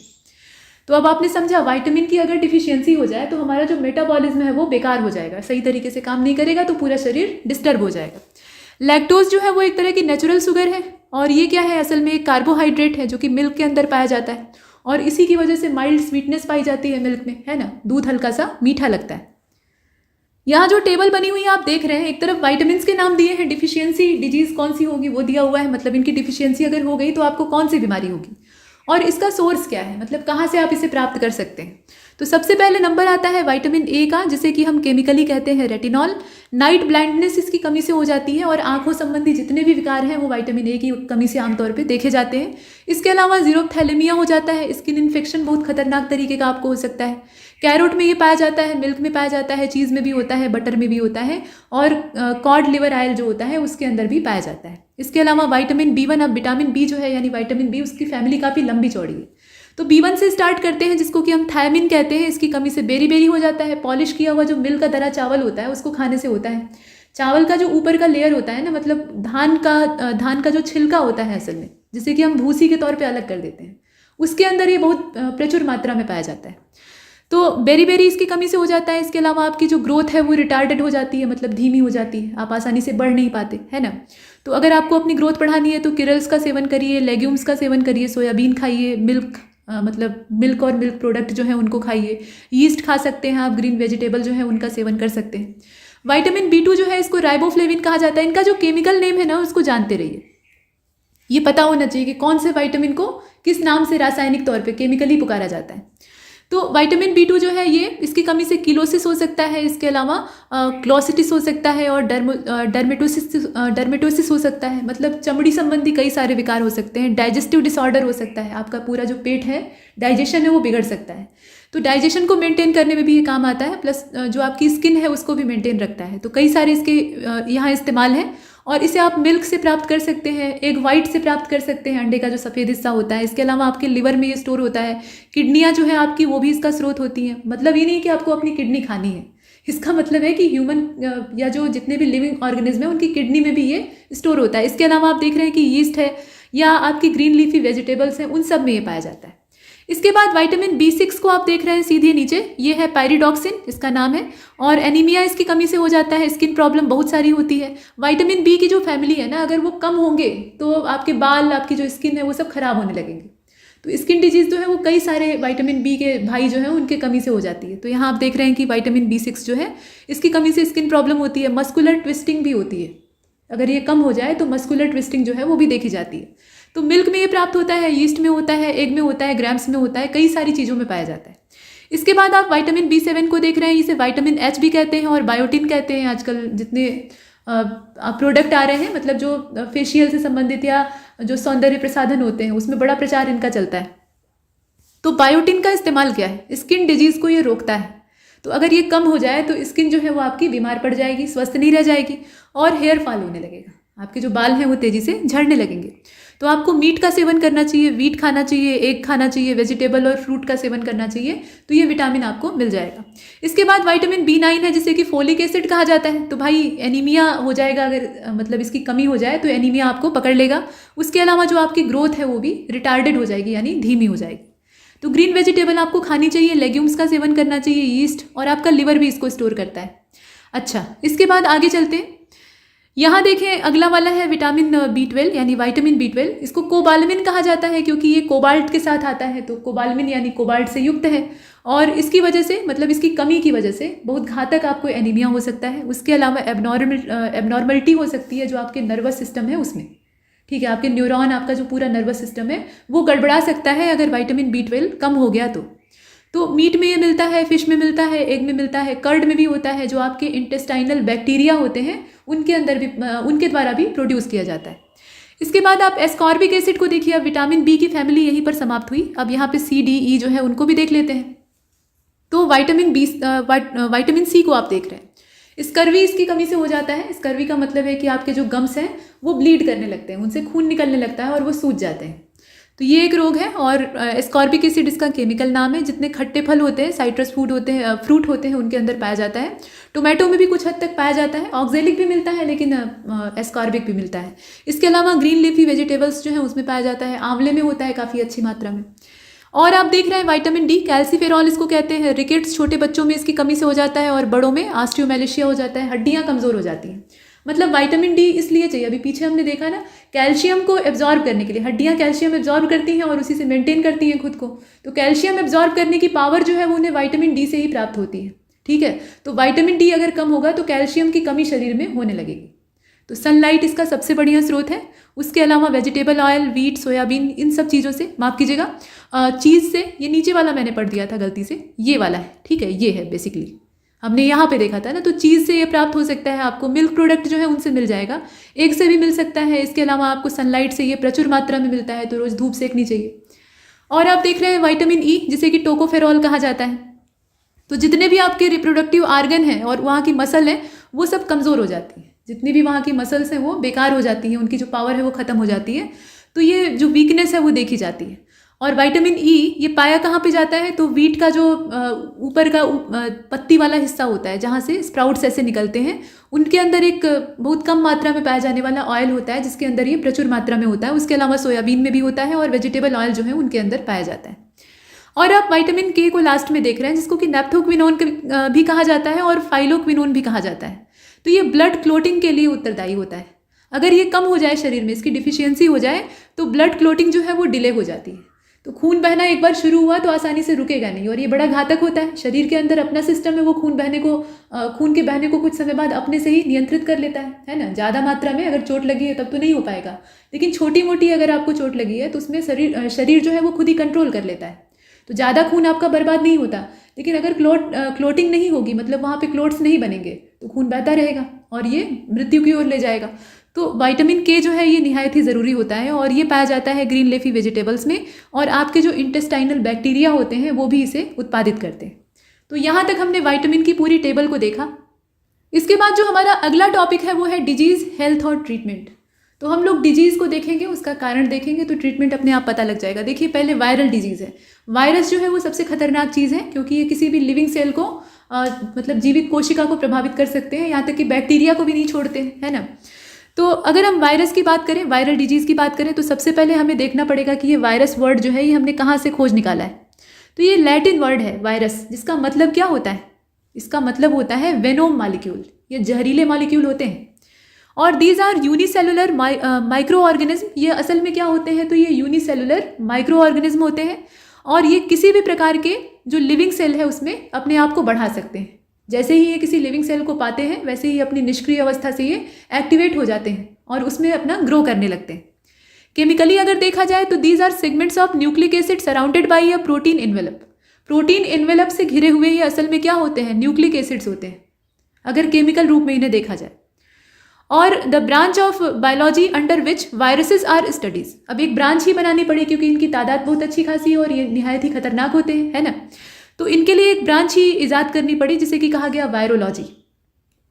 और virus can infect any organism. अब कौन इसमें कंटेनिंग लिविंग सेल, मतलब जिसके अंदर ऑर्गेनिज्म है तो सीधी बात है कि भाई उसके अंदर लिविंग सेल होगी ही, तभी तो वो बनेगा। तो लिविंग सेल अगर है तो वायरस आराम से उसे प्रभावित कर सकता है। Such as animals, plants, fungi, bacteria, मतलब किसी को ये नहीं छोड़ते। और बैक्टीरिया को जो प्रभावित करने वाले, बैक्टीरिया को मारने वाले और बीमार करने वाले जो वायरस होते हैं, उनको बैक्टीरियोफेज कहा जाता है। तो ध्यान दीजिएगा। तो ये एक पैराग्राफ है। अब हम वायरल डिजीज़ के बारे में देखने वाले हैं। कुछ वायरल डिजीज़ किस कारण से होती हैं वो हमें यहाँ बताया गया है। तो सबसे पहले हम मीजल्स को देख रहे हैं। अब ये जो है ना, ये एक रूबियोला नाम का वायरस होता है, मतलब पॉलिनोसा मार्बिलोरम, उसके द्वारा होता है। और मम्पस को देख लीजिए, गलसुआ इसको कहते हैं, ये पैरामिक्सो नाम का जो वायरस होता है उसकी वजह से होता है। वेरियोला वायरस से होता है अपना चिकन पॉक्स, माफ कीजिए स्मॉल पॉक्स, ठीक है। जो वेरियोला वायरस है उसकी वजह से क्या होता है, स्मॉल पॉक्स हो जाता है। चिकन पॉक्स क्यों होता है, तो चिकन पॉक्स जो है ये वेरिसेला जोस्टर नाम के एक वायरस के द्वारा फैलता है। और ये इसकी मज़े की बात ये होती है कि आपको एक बार इन्फेक्शन इसका हुआ तो तुरंत आपको मालूम भी नहीं होगा, वो 14 से 16 दिन तक आपके पास सोया रहेगा। और जैसे ही आपका शरीर, आपका इम्यून सिस्टम कमज़ोर पड़ेगा, वैसे ही ये एक्टिवेट हो जाएगा। तो इसको दूर करने का एकमात्र तरीका है वैक्सीनेशन। तो एक तरफ की बात है, मतलब शरीर की इम्यूनिटी को मजबूत रखा जाए, जहाँ भी आप कमज़ोर पड़े वैसे ही ये सक्रिय हो जाएगा। तो ये आपने देखा। उसके अलावा पोलियो को आप देख रहे हैं, तो पोलियो भी एक वायरस से फैलने वाला रोग है, ठीक। और ये जो है ये एंटेरो नाम के एक वायरस से फैलता है। इन्फ्लुएंजा और फ्लू जो है ये हीमोफिलस वायरस जो होता है उससे फैलता है। रेबीज़ और हाइड्रोफोबिया को आप नीचे देखेंगे यहाँ पे, है ना। तो ये जो रेबीज़ और हाइड्रोफोबिया है, पानी से आपको डर लगने लगता है, ये रैबिडो वायरस जो होता है उसके द्वारा फैलता है। डेंगू जो आप देखते हैं, प्लेटलेट्स तेज़ी से कम होने लगती है, तो उसमें मच्छर फैलाने का काम करते हैं, लेकिन असल में ये डेन14 नाम का एक वायरस होता है, जो कि टाइगर प्रजाति की एक फीमेल मॉस्किटो होती है, मतलब एडीज एजिप्टी उसको कहा जाता है एक्चुअली, उसके द्वारा ट्रांसफ़र किया जाता है। तो वो इसमें कैरियर का काम करती है, लेकिन असल में इसको फैलाने वाला क्या होता है, ये वायरस होता है। तो ये हमने डेंगू फीवर को देखा। इसके बाद आप देख लीजिए जांडिस को। तो जांडिस यानी पीलिया जो है ये हेपेटाइटिस वायरस की 6 वैरायटी होती है, जैसे कि आप देखते हैं HAV है, HBV है, HCV है, HDV है, HEV है, ये बहुत सारी वैरायटी है। तो हेपेटाइटिस जी वायरस जो है इन सब से ये फैलता है। अब कौन सी वैरायटी का आपको हेपेटाइटिस हुआ है ये जांच से मालूम होता है। इसके बाद नंबर आता है एड्स का। ठीक है, एड्स को आप यहाँ देख रहे हैं, अभी तक लाइलाज घोषित है। ठीक, ये रेट्रोवायरस की फैमिली से फैलाया जाता है। इसके बाद येलो फीवर है। तो येलो फीवर जो है इसे पीला बुखार कहा जाता है, ये फ्लैवी वायरस से फैलता है। चिकनगुनिया आपने देखा, ये नीचे ही है यहाँ पे, और ये जो है ये असल में अल्फा वायरस से होता है। एडीज फैमिली के जो मच्छर होते हैं वही इसको फैलाने का काम करते हैं, वो कैरियर का काम करते हैं। इसके बाद स्वाइन फ्लू, बर्ड फ्लू और कोविड मतलब कोरोना वायरस। तो स्वाइन फ्लू को अगर आप देखें तो ये H1N1 वायरस होता है, उसके द्वारा फैलता है। और इन्फ्लुएंजा वायरस ए, जिसे कि आप H5N1 कहते हैं असल में, उससे फैलता है बर्ड फ्लू। तो H1N1 जो है वो स्वाइन फ्लू है, मतलब स्वाइन फ्लू का वायरस है, और बर्ड फ्लू का क्या है, वो H5N1 है, ध्यान दीजिएगा। तो ये दोनों ही यहाँ पर दिया हुआ है। यहाँ 2 प्रकार की बीमारियों के नाम और दिए हुए हैं, जैसे कि फंगल डिजीज है और रिंगवर्म का यहाँ पे नाम दिया है। तो फंगल डिजीज होती क्या है, branch of science under which detail study of fungus is called mycology, जहाँ पे हम फंगस की पूरी डिटेल स्टडी करते हैं और ये जानते हैं कि कौन से हमारे लिए बेनिफिशियल हैं और कौन से डिस्ट्रक्टिव हैं। तो ये जो ब्रांच होती है साइंस की, इसको हम कहते हैं माइकोलॉजी। असल में ये बायो की एक ब्रांच है, सब ब्रांच। और रिंगवर्म ये असल में एक फंगस होता है जिसका नाम है माइक्रोस्पोरम, उसके द्वारा फैलाया जाता है। और गंदे जो कुत्ते बिल्ली होते हैं या गंदा वातावरण होता है या कोई संक्रमित पहले से ही है तो आप उसके टच में आते हैं तो ये आपको हो सकता है। और इसमें छोटे छोटे पहले स्पॉट्स होते हैं, दाने निकलते हैं, बाद में ये लाल हो जाते हैं और फूटने लगते हैं और आपको बहुत दर्द होता है। तो ये नुकसानदेह होता है और लंबे समय तक स्किन पर बना रहता है। तो यहाँ तक हमने अपनी इस यात्रा को कंप्लीट किया है। इस पूरे लेक्चर में इतना ही, और तब तक के लिए नमस्कार।